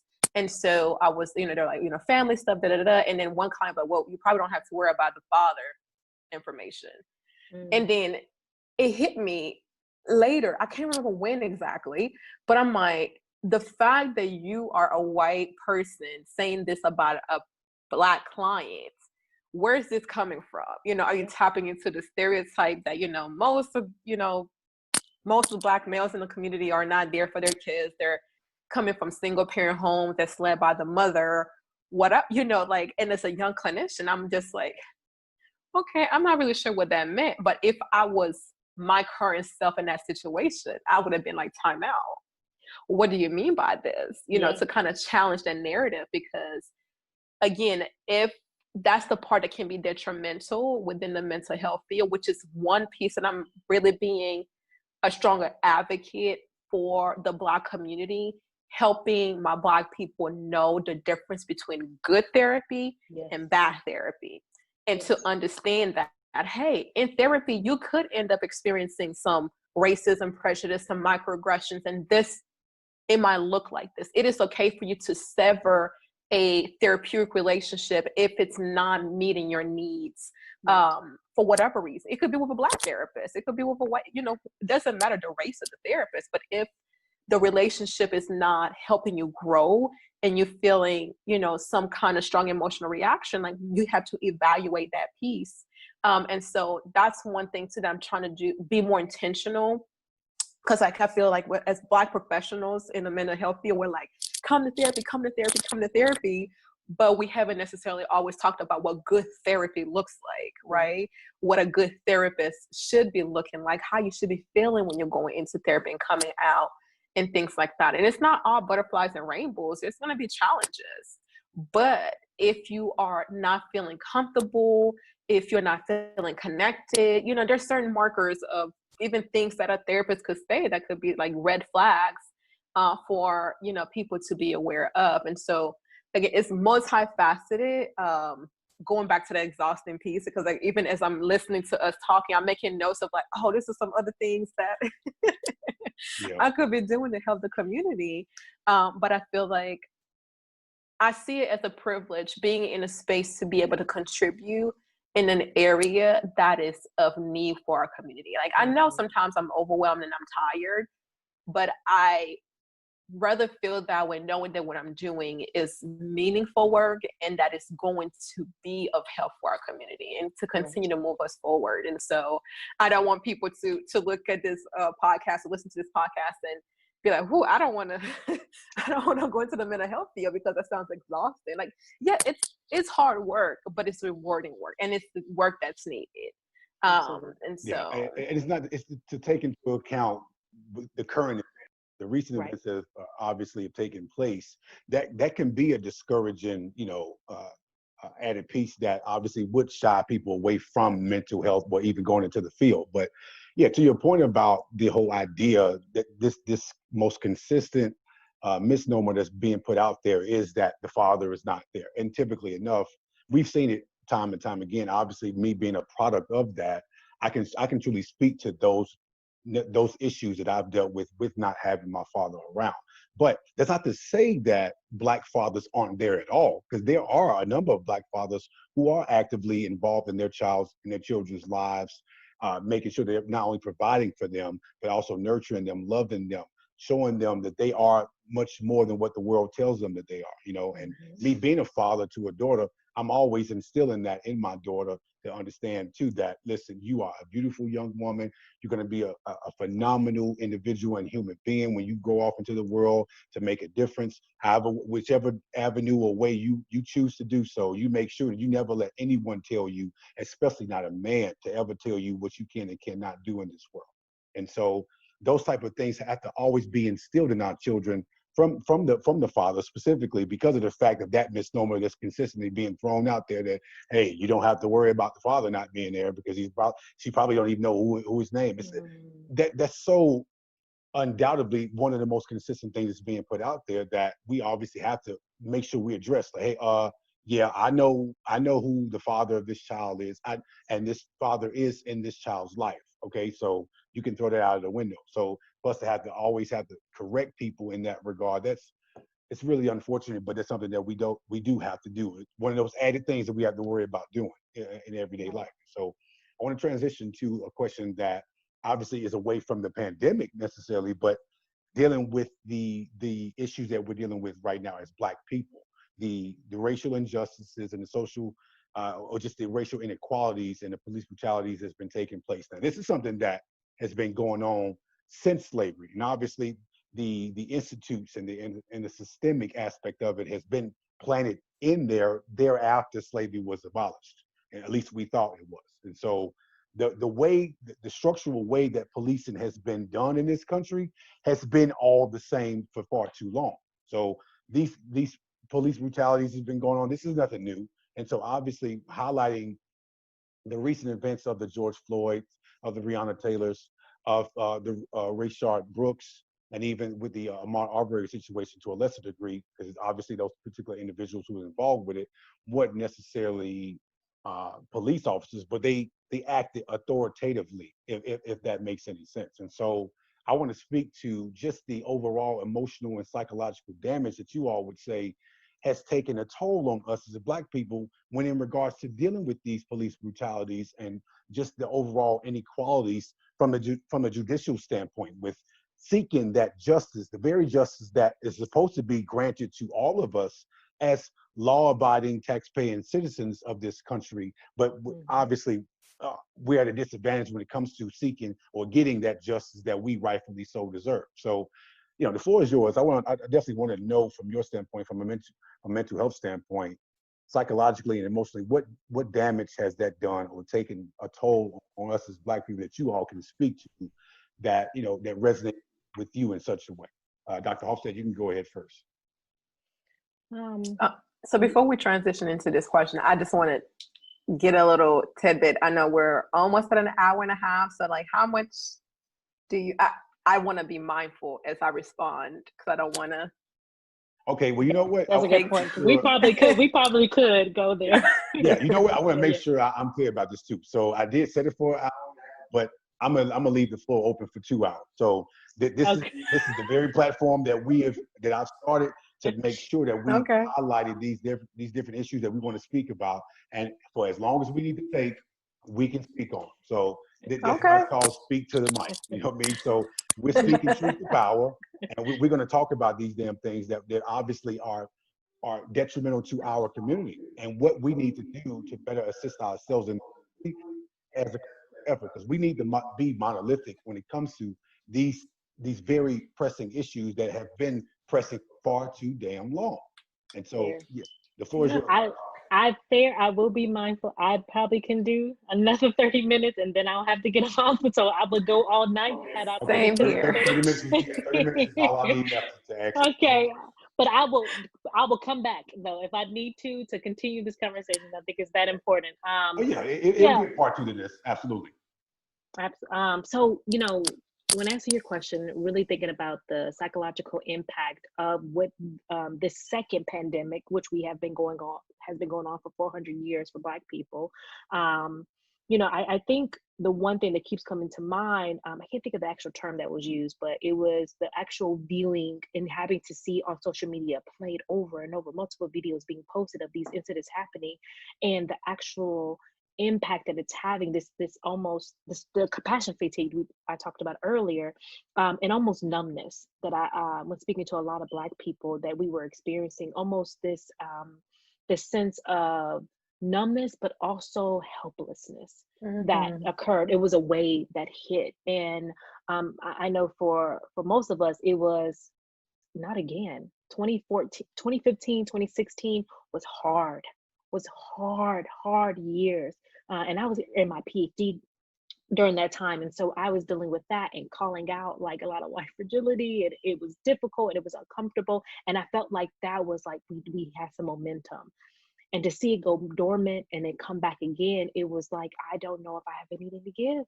For myself personally, and the peers that I was talking to who we went through, we protested together back then with Mike Brown, Trayvon Martin, thinking about Philando Castile. Like, we were just exhausted. So when it came up again, there was just numbness. And I know for my partner, especially my husband Romero, I mean, there was just like this blankness that I saw in his eyes. And he just, I think now it hit harder because we have a 2.5-year-old son, Liam, and you all know him very well. But for the viewers, I mean, that for me, the connectedness to not only having seeing bodies consistently, but also men, my father, my husband, my son, and hearing people talk about that, it did something different, I think, for the Black community, especially not only 2015, 2016 Trump era. We were just like exhausted, and that's what I saw happening consistently, the psychological impact, and almost like this wave of just like some people knowing when to leave social media. Some of us had to literally remind each other, you have to get off, you have to take care of yourself, because you're almost going to the point where I myself, even seeing the Amy Cooper woman calling on, I can't think of it, Christian Cooper, I think it was, about the bird watching incident. Yeah, I'm literally gonna mention that. Yeah, playing it in my mind, literally playing it verbally, could remember it, could visually see it. And that's what we know trauma. That's literally that what is it called? Flashbacks, like almost as if we're experiencing it and occurring for us in our actual moment.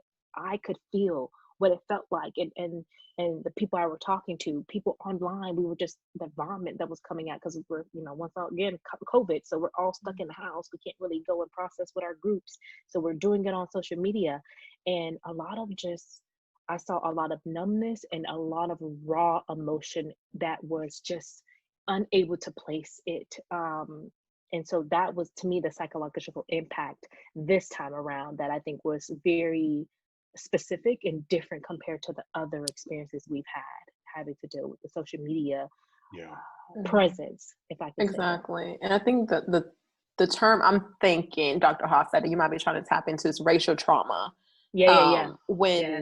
So it's basically, it's not necessarily saying that you, the individual, have experienced the same thing, but it's because the unfortunate event that you're watching resulted as a direct link to that person's racial identity. And so you also being of the same race, you have it's like this thing of, it could have been me. It could have been my brother. It could have been my dad. It could have been a friend.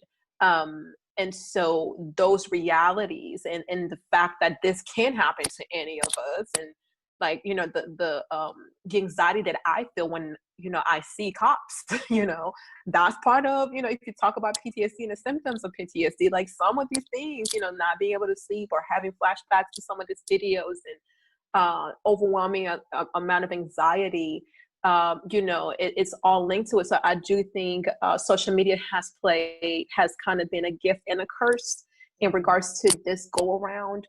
The gift being that now there's actual tangible documentation, visual, documentation of what's happening to us, the things that we're being subjected to. But in the same breath, we're being subjected to watching and it's, you know, re-traumatizing ourselves when we're watching those videos and things like that. Like, I personally have not watched any of the recent videos because I know myself and how I deal with things. And so, like, I will read, even just the description has, you know, hit me. So I knew, had I watched any of the recent, you know, actual recordings, it would have taken me to a place that I don't need to be.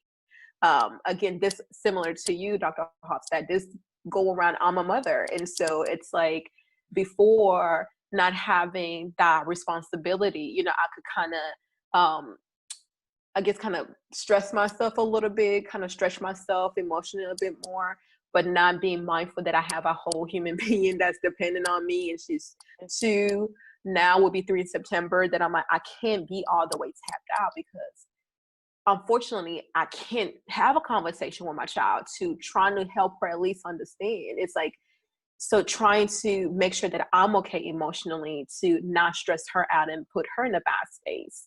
And so that's the thing that we're battling with. And I think, I don't know, the combination of the recent unfortunate instances that we have endured within the Black community, plus the COVID-19 situation. So you're being hit on, you know, multiple levels. And as we know, again, talking about the systemic racism, the fact that, you know, Black people, we are being impacted greater by COVID. So we're like, oh my gosh, we got COVID. Oh my gosh, we're still getting killed left and right and being disrespected and being marginalized. And so it's this, you're being hit on every level, because before, you know, we still had our normalcy, right? So still doing our regular thing, going to work and things like that. But when the last 3, 4, 5 months, we've been plugged into social media to a higher capacity because of social distancing and quarantine. So it's like, I can't, like, I know I have consumed way more social media and technology and whatever since February than I typically do. And part of it is because you are in the home and you're not really doing much else. Even if you're working from home. And so being that plugged into trying to maintain some level of connections with friends and family, so you can have some social interactions. But then when it turns and those platforms are not being filled with images and videos and constant discussions about what we continue to endure, and sometimes engage in some of those conversations, it's not taking away something that was actually helping us, you know, deal with the social distance thing. It's tapping into that racial trauma and that frustration. And Dr. Huffstead touched on it too. A lot of us are feeling hopeless. Like, when you're like, my goodness, we've been dealing with this. It's 2020 and we're still having this conversation. We're still fighting for, you know, to be treated, to not be killed in the streets, you know, like, hey, you know, if I'm doing wrong, cool, you know, come and address me. But how come if I look like me or we look like us, there's the higher chance that we would end up dead versus the situation being de-escalated, maybe me being, you know, taken to jail and being dealt with through the system, right? Yes. And so it's those things where it's just, again, COVID forcing us to be more engaged and more plugged in has hurt us in our inability to unplug. And so, again, part of the things that I have tried to normalize on my using my platform on Instagram and Twitter is to encourage people like, hey, you don't continue to subject yourself. If you need to unplug, that is okay. You don't have, just because you're Black doesn't mean you have to be in the know. It doesn't mean you need to watch the videos. It doesn't mean you need to be part of every conversation. It is okay for you to be like, you know what? I'm done for the day, the week, whatever you need to do, because if we don't do those checks, this is where you're going to end up being in a really bad space emotionally and psychologically, because you're continuing to subject yourself to these unfortunate things. Not subject yourself, but continue to psychologically like experiencing this trauma. And we need to label what it is. It's trauma. It's traumatic. As a Black person, to log onto your social media and see somebody who looks like you being victimized by the very people that's supposed to be protecting the community. And you knowing that, you know, regardless of why you ended up in that space, like you turn around and look at another video where somebody who is white is doing the exact same thing or something worse, and for some reason, you know, consistently, continuously, they're being able to de-escalate the situation, and they, you know, they cuff them up and take them in or whatever, and they get processed. And I'm like, well, why can't the same thing happen? You know, if I'm acting belligerent, please come and deal with me. But if you can sit here and deal with this white woman when she's being belligerent, you can calm her down and take her in. Why can't you do the same thing for me? You know, when you're dealing with me or people that look like me. And so it's kind of like this constant, you know, like the constant double consciousness was like, okay, I see what you're saying, but I also know what I'm experiencing, what we're experiencing within our community, and it's not adding up. And so, again, all in all, to say that social media and technology has been a blessing, because now those who denied our experiences have no choice but to actually, because it's in your face. You got these videos, you have these pictures. It's tangible. You can't deny it. But then in the same breath, we who are being subjected to this maltreatment are having to be reminded of our unfortunate reality sometimes, over and over again. And even to that point, like you said about social media, we obviously have to decompress. Dr. Williams, you and I have talked about this on a number of occasions when it comes to having a start and end time when being on social media, because consuming so much of that could drive you up the damn wall. It would literally drive you crazy if you're constantly, night and day, when you wake up, when you go to sleep, you're looking at everything on social media that's obviously already daunting and exhausting enough. It's going to make you angrier and angrier the more time you spend on those specifics as far as what's going on. And so having that start and end time, and then don't go past and exceeding that end time and say, you know what, I'm gonna stay on a little longer and watch these videos. Me personally, I have watched those videos, and it's done a lot of emotional and psychological damage to me personally. But understanding that I have to, as a Black man, I have to stay abreast of what's going on at all costs, right? But with the understanding too that I myself doesn't have to subject myself to all of it all in one day. Again, there are a number of days to obviously zone in on these issues and talk about them and obviously view them on social media. But to that point, I have to be able to say, okay, let me step away from this. And so I want all of the viewers and listeners watching this episode to understand too that you yourself too it's okay to step away from social media with it being so much to consume. Too much of anything can ultimately end up being a bad thing. And so we have to do things in moderation. That's going to obviously speak to the mental health that we obviously have to zone in and resonate with us as importance to take care of. We can't just take care of ourselves physically and not mentally, you know. So those types of things need to make sure we have at the top of our priority list of things that we're dealing with, especially consuming so much of this information on social media.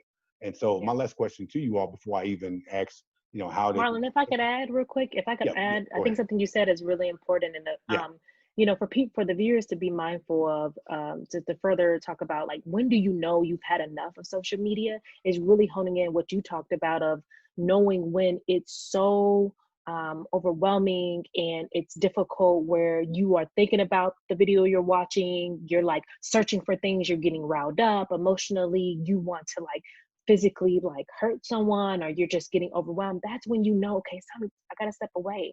And so being in tune with your own self, knowing when to take a step away, or to like know I need to just like sometimes even deactivate the account.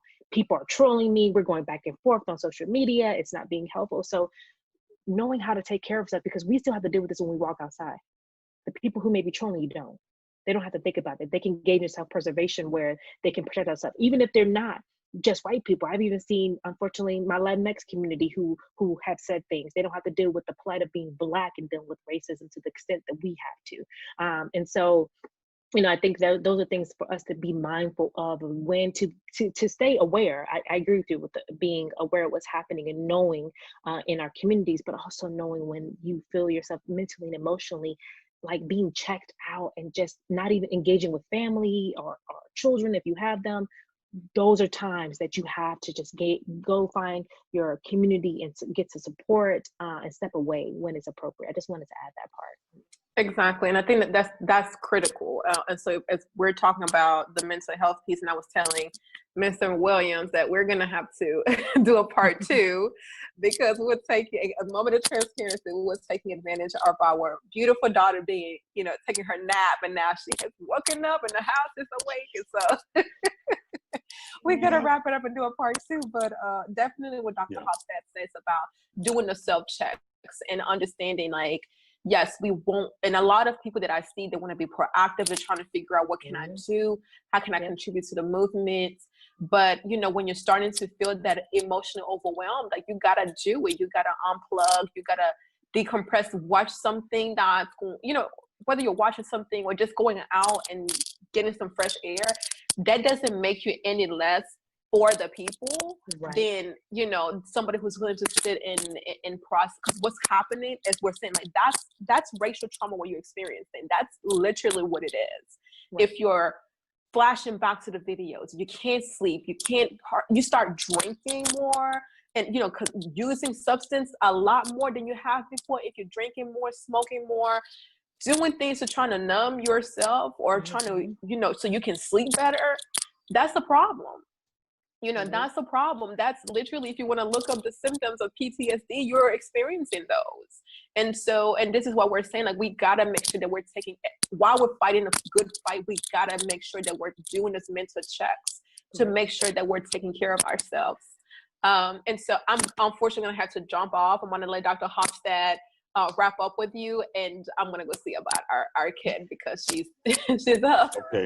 Yeah, absolutely. And thank you so much, Dr. Williams, for that you've been doing. And I definitely appreciate your insight on this particular matter as it pertains to mental health. And this is my last question, Dr. Huffstead, to you. Just tell the viewers and listeners how they can reach you, your social media platforms or ways of contact. How can they actually reach out to you specifically and talk to you about those issues that they're having? Absolutely. So yeah, I really just have personal accounts. So you can find me on Facebook at Mary Huffstead. My Instagram handle is at Diverse Counsel. And so those are really the 2 platforms I utilize. As of now, there may be some updates. And so who knows, by the next time we do a part 2, there may be some additive things. But if you also want to find me on Psychology Today, you can find me on there. If not, if I'm still not taking clients, but I could definitely refer you to competent counselors if you're in the Georgia area. But if not, I can give you other resources as well for that. So yeah, and I'll definitely post all of your availability, your social media platforms, things of that nature. I'll post that, as well as being able to post Dr. Williams's contact and her availability as well on social media, and be able to have everyone to reach out, because I know I've had several people reach out to me specifically asking about you 2 individuals as it pertains to just dealing with everyday life and dealing with these issues that we're dealing with today in society. And so I definitely appreciate your time and efforts for even speaking to me about this situation and about these issues that we obviously want to make sure we're highlighting on an everyday basis, coming together, having a collective effort to, doing what we can to resolve these issues. Because, when all else fails, if no one else has us, we got to have us more than anybody else has us. And so absolutely. Well, thank you for the invite and being, to think of me to even add me to this. It's a pleasure. It's important to me. I know we've had multiple discussions outside, just discussing these issues, and it's the work that we can't wait for people to do the work. We have to be willing to do it ourselves. And so I'm willing to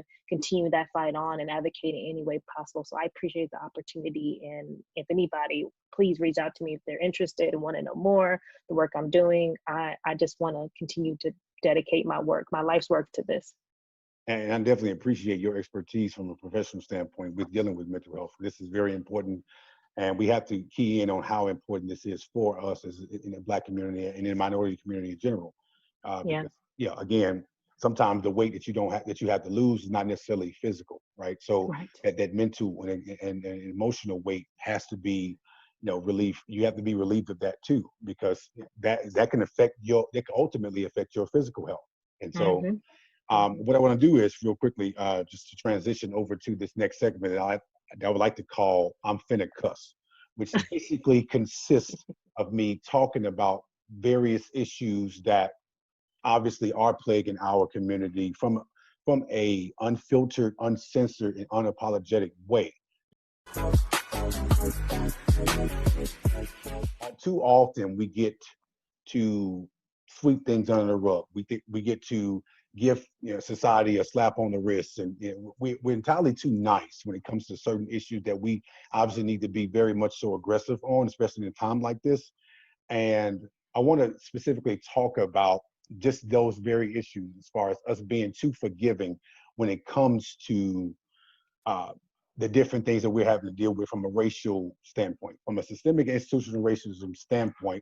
We're entirely too fucking forgiving when it comes to these things. So the point you brought up earlier, Dr. Huffstead, about Amy Cooper, so she's one of the issues that I have, right? So we watched her in Grant Park in New York, obviously having a dog without a leash, and Christian Cooper, the black man who obviously just politely addressed her and reminding her what the rules were, right, in that park, specifically as it pertains to having a leash on your dog. Now, with her looking at him with the unmitigated gall of, how dare you be a black person telling me to obey the law and abide by the law? Like, who the hell do you think you are? And so for her to make up that character in her mind, 10 seconds it took her to make up that goddamn character that she made up, as far as saying, oh my God, this is a black person threatening my life. Please send help. Oh my God, I'm just distraught right now. Please, I'm very nervous and scared. Really? Yeah. Really? It took you 10 fucking seconds to make that whole character up. And what resonated with me in such a way was the Emmett Till case, right? That it was a woman who accused him of whistling at her. It was a woman that accused him of looking at her, touching her, or obviously eyeballing her inappropriately, that got him killed, that his family could do nothing about. And that's exactly what she did. And so for her to sit here and apologize all of a sudden, I'm not accepting that shit. I'm not, from any white person for that matter. I will never, the one thing I want my listeners and viewers to understand about me is I'm never going to apologize for what I say. I will apologize sometimes for how I say things, because sometimes my delivery isn't always there, but I mean what the hell I say. And so, and I say all that to say this: white people who are racist, don't apologize for that, because we're not going to accept that shit. Don't ever apologize for how you feel, because that's who you are. That's your makeup. Now, obviously, when the facts change, so should your opinion, right? So should your view on things. Now, it's not to say that people can't redeem themselves and obviously get to a place where they have a level of understanding and compassion about other people and other ethnicities.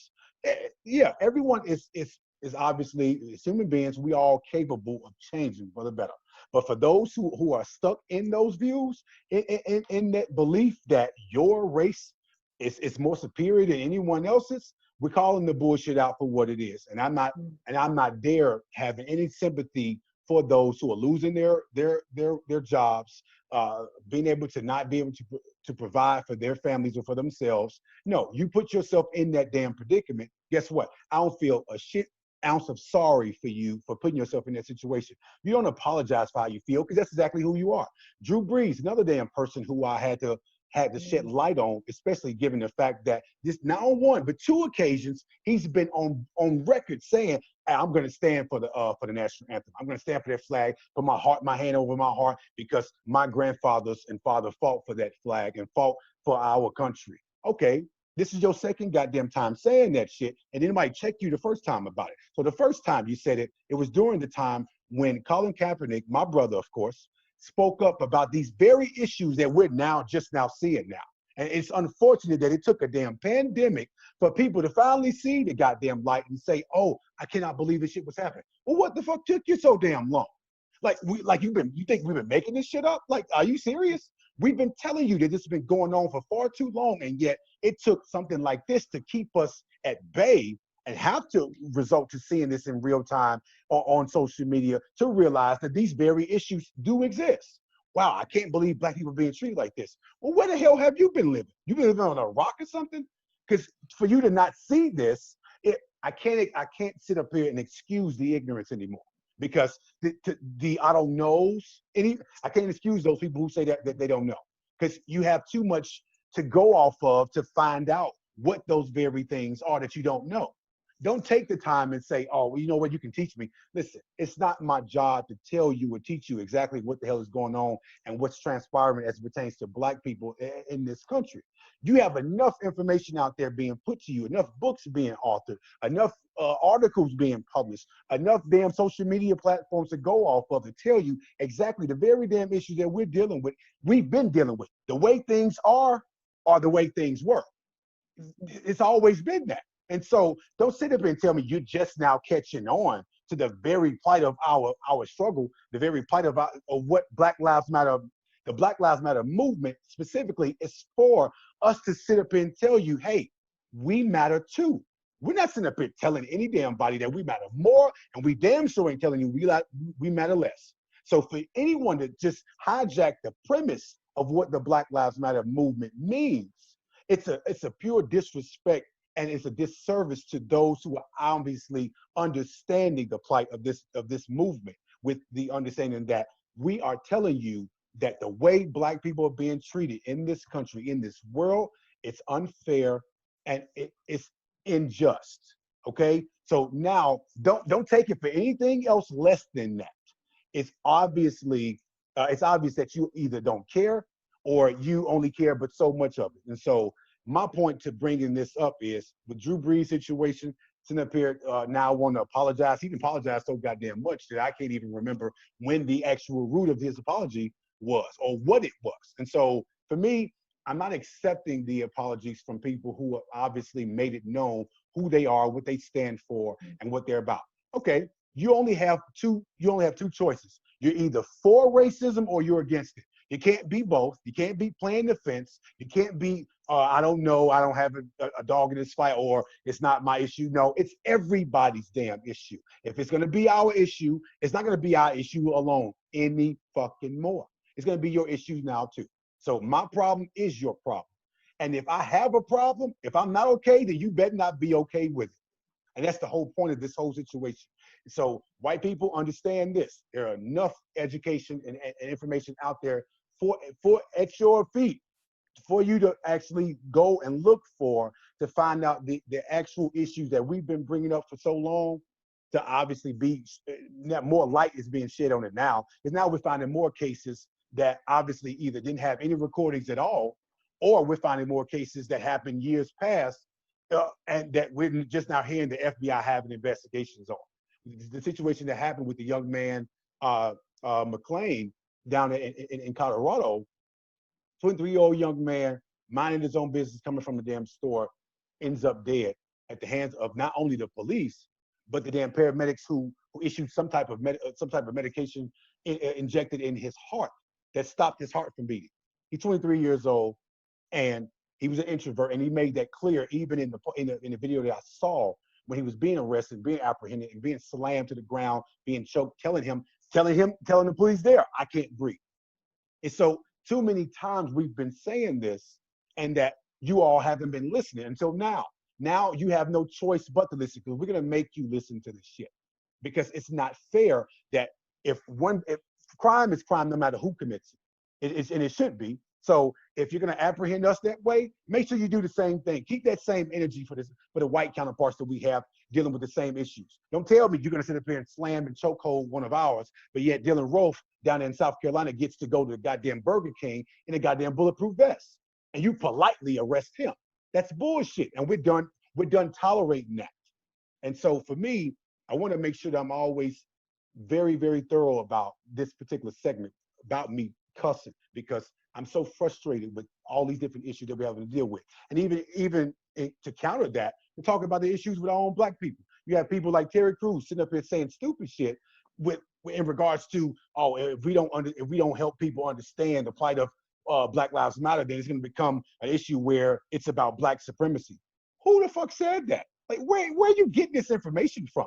Are you yourself saying this, or are you entertaining the notion that You have white people who are obviously behind the scenes telling you or paying you to say these things. Now, I'm going to also make sure I make this clear. On this show, I'm not only highlighting and recognizing those who are making an immediate impact in the community, in our Black community, but I'm also calling out the goddamn people in our community who are claiming to have our best interests at heart, claiming to be about our agenda, but pushing their own personal agendas to the forefront and masking it as the agenda for the Black community.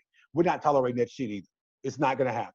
We have too many people, too many Black people, especially celebrities, and this is not to slight the celebrities in any way, but I feel like the Black elitists or the Black celebrities who are privileged in certain instances tend to get out there saying stupid shit without doing their due diligence and homework on what those situations are, especially knowing that most of them come from the same background and just communities that we come from. So for you to forget that, and then all of a sudden, okay, because you're wealthy and well off and have a big $1 million, $2 million mansion, that you forget exactly how the struggle is for being Black, because you yourself going through it too, to a certain degree, just not to the same degree that we're going through as everyday individuals in this everyday life. So even as a Black celebrity, you're still going through racial discrimination and even gender discrimination as well. So those things can't be ignored. But don't sit up here and get to your platform to talk stupid shit about what's not happening versus trying to basically mask what our agenda is to basically be your own, to fit your narrative, fit your agenda. We're not going to tolerate that shit. And so I want to make sure I'm clear about that. The Kanyes of the world, the Candace Owenses of the world, the Ben Carsons, a lot of these different Black people who are in privileged positions, you're doing enough to appease your white counterparts. The very second you do anything or say anything that they don't like, they don't like at all, trust me, you'll be welcoming, or you'll be wanting us to welcome you back on this side of the damn fence and saying, oh, Black people, please welcome me back because, you know, they claiming that I'm just like you. Well, you didn't see that shit beforehand? Like, really? Like, you don't have a mirror in your goddamn house to tell you that you are Black, or at least we would like to think that you are. But people like Candace Owens, I don't think she's Black. She's just a dark-skinned white woman, because she pushes the narrative that all we want is a handout as Black people. No, that's not what we want. We want an equal playing field. I don't want anything to be given to me. I don't want to be hired because I'm Black. I just don't want to not be hired because of it.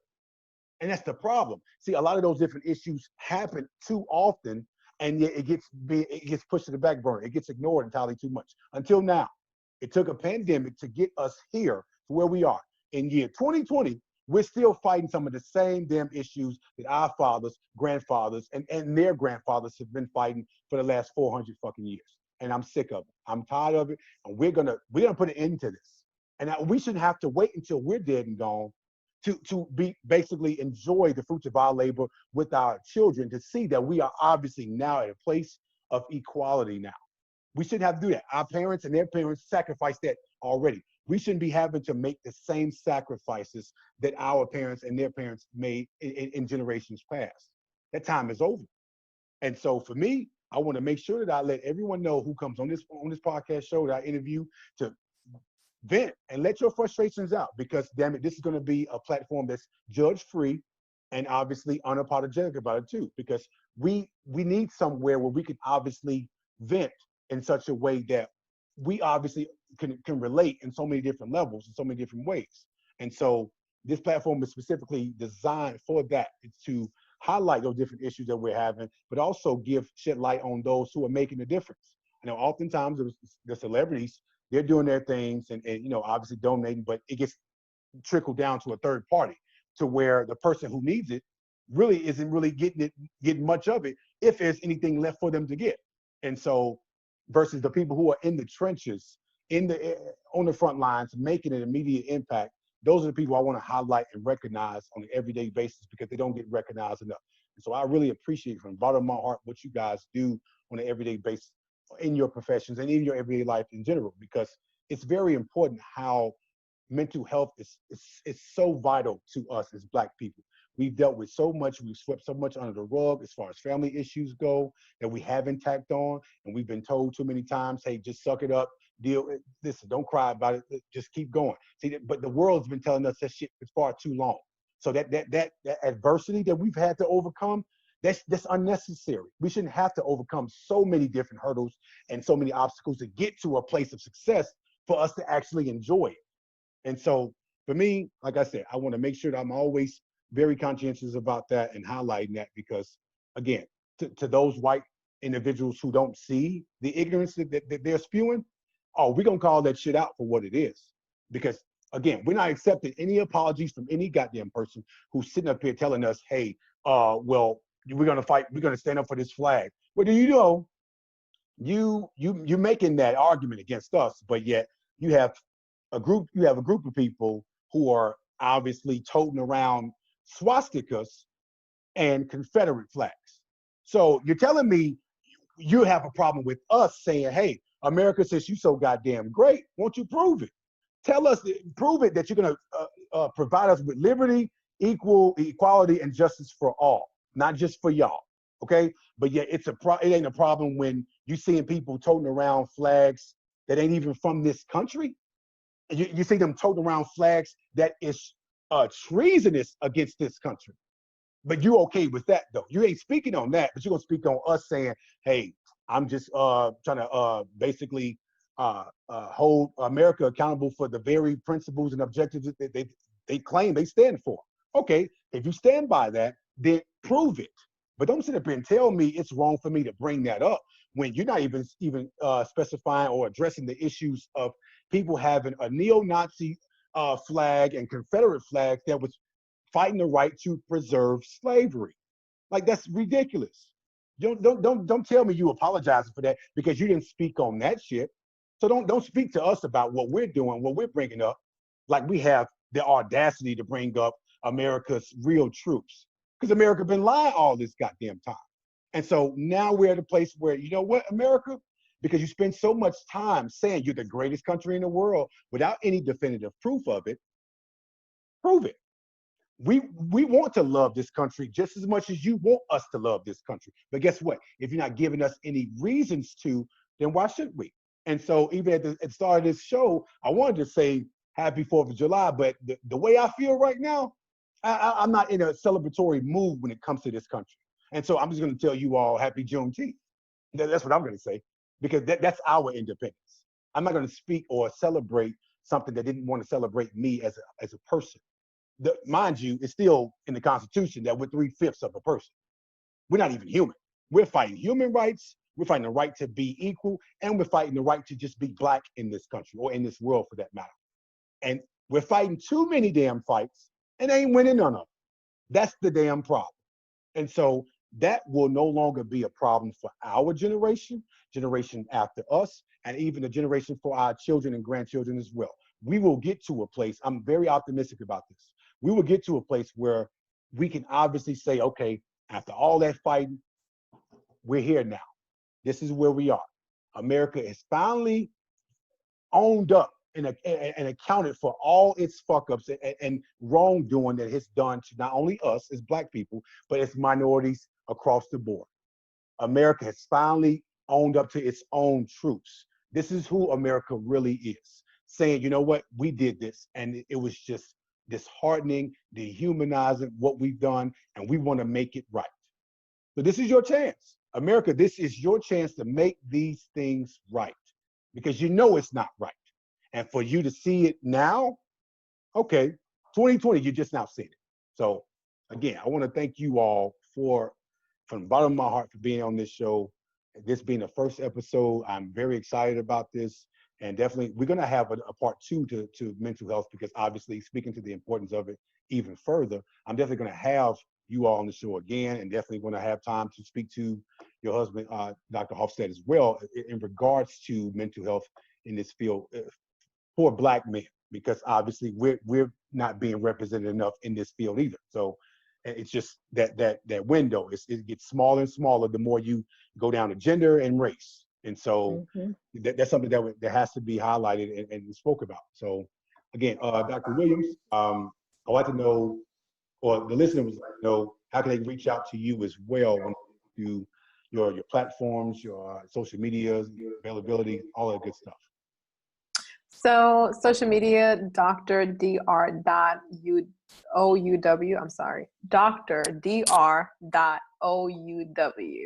on Instagram and Twitter. And I have my linked tree on both platforms. So if you just hit that link, it would take you to everything about me. So as far as like how you can reach me, so if you're interested, I guess, in counseling services, you can go through that. Like once you find my link tree, you can contact me there if you're interested. If you have questions about mental health in general, academia, if you're interested in going to mental health field, and you're interested as far as like having a conversation around graduate programs, I'm always open to that conversation. And I know you mentioned that there's going to be a part 2 to this. I would suggest, I know this is your thing. If like your listeners and viewers wanted to like send in questions, maybe there could be some things that we missed. I know we were talking in general, but if there are specific questions that maybe people had, whether about mental health, like services specifically, if you're talking about the mental health field in general, there's a lot of confusion, like, what's the difference between a counselor, why do you say counseling or therapy versus, what do social workers do, what the counselors do, what the psychologists do, what the psychiatrists do. So it's a lot, different terminologies and lingos and stuff. So if people have questions about that, we can definitely do like a Q&A next time that's coming from the people if they have specific questions. Yeah, absolutely. And if you guys would like to provide any additional information as far as services go, then feel free to do so at this time. But if not, then I definitely, I appreciate you all for what you do in this particular field. We know how important this particular field is as it pertains to just our overall health. And so I want to make sure that the listeners understand that physical, mental, emotional health is very important. We can't just focus on one area and not the others. So every last one of these areas need to be focused on equally and much more in our Black community. So again, I really appreciate you all taking the time to be with me and have this discussion. And definitely will inform you all on when the part 2 will happen. I'll definitely make sure I post those questions that the viewers and listeners may have. Well, thank you. Thank you for inviting us, and I look forward to part 2.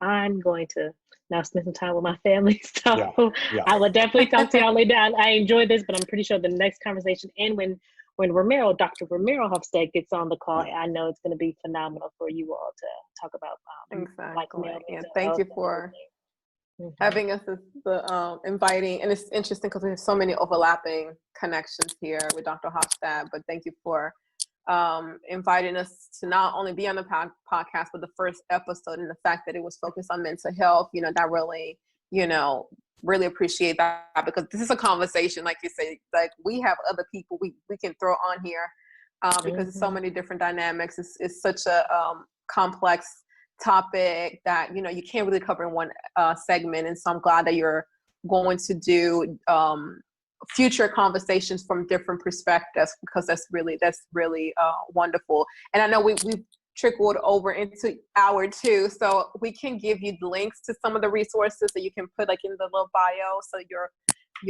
viewers and listeners can go to those resources. But I know we're coming towards the end, like hour 2 officially. But this has been a great conversation though, so absolutely what happens. And Dr. Huffstead, please give my regards to Dr. Huffstead as well, and let them know we love you all. We're thinking about you guys, and definitely stay safe out here. And y'all too. Thank you. We'll definitely be in contact. All right. Bye.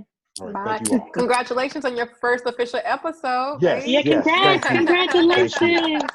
Thank you so much for that. I really appreciate that. I was nervous Very at first, fruitful.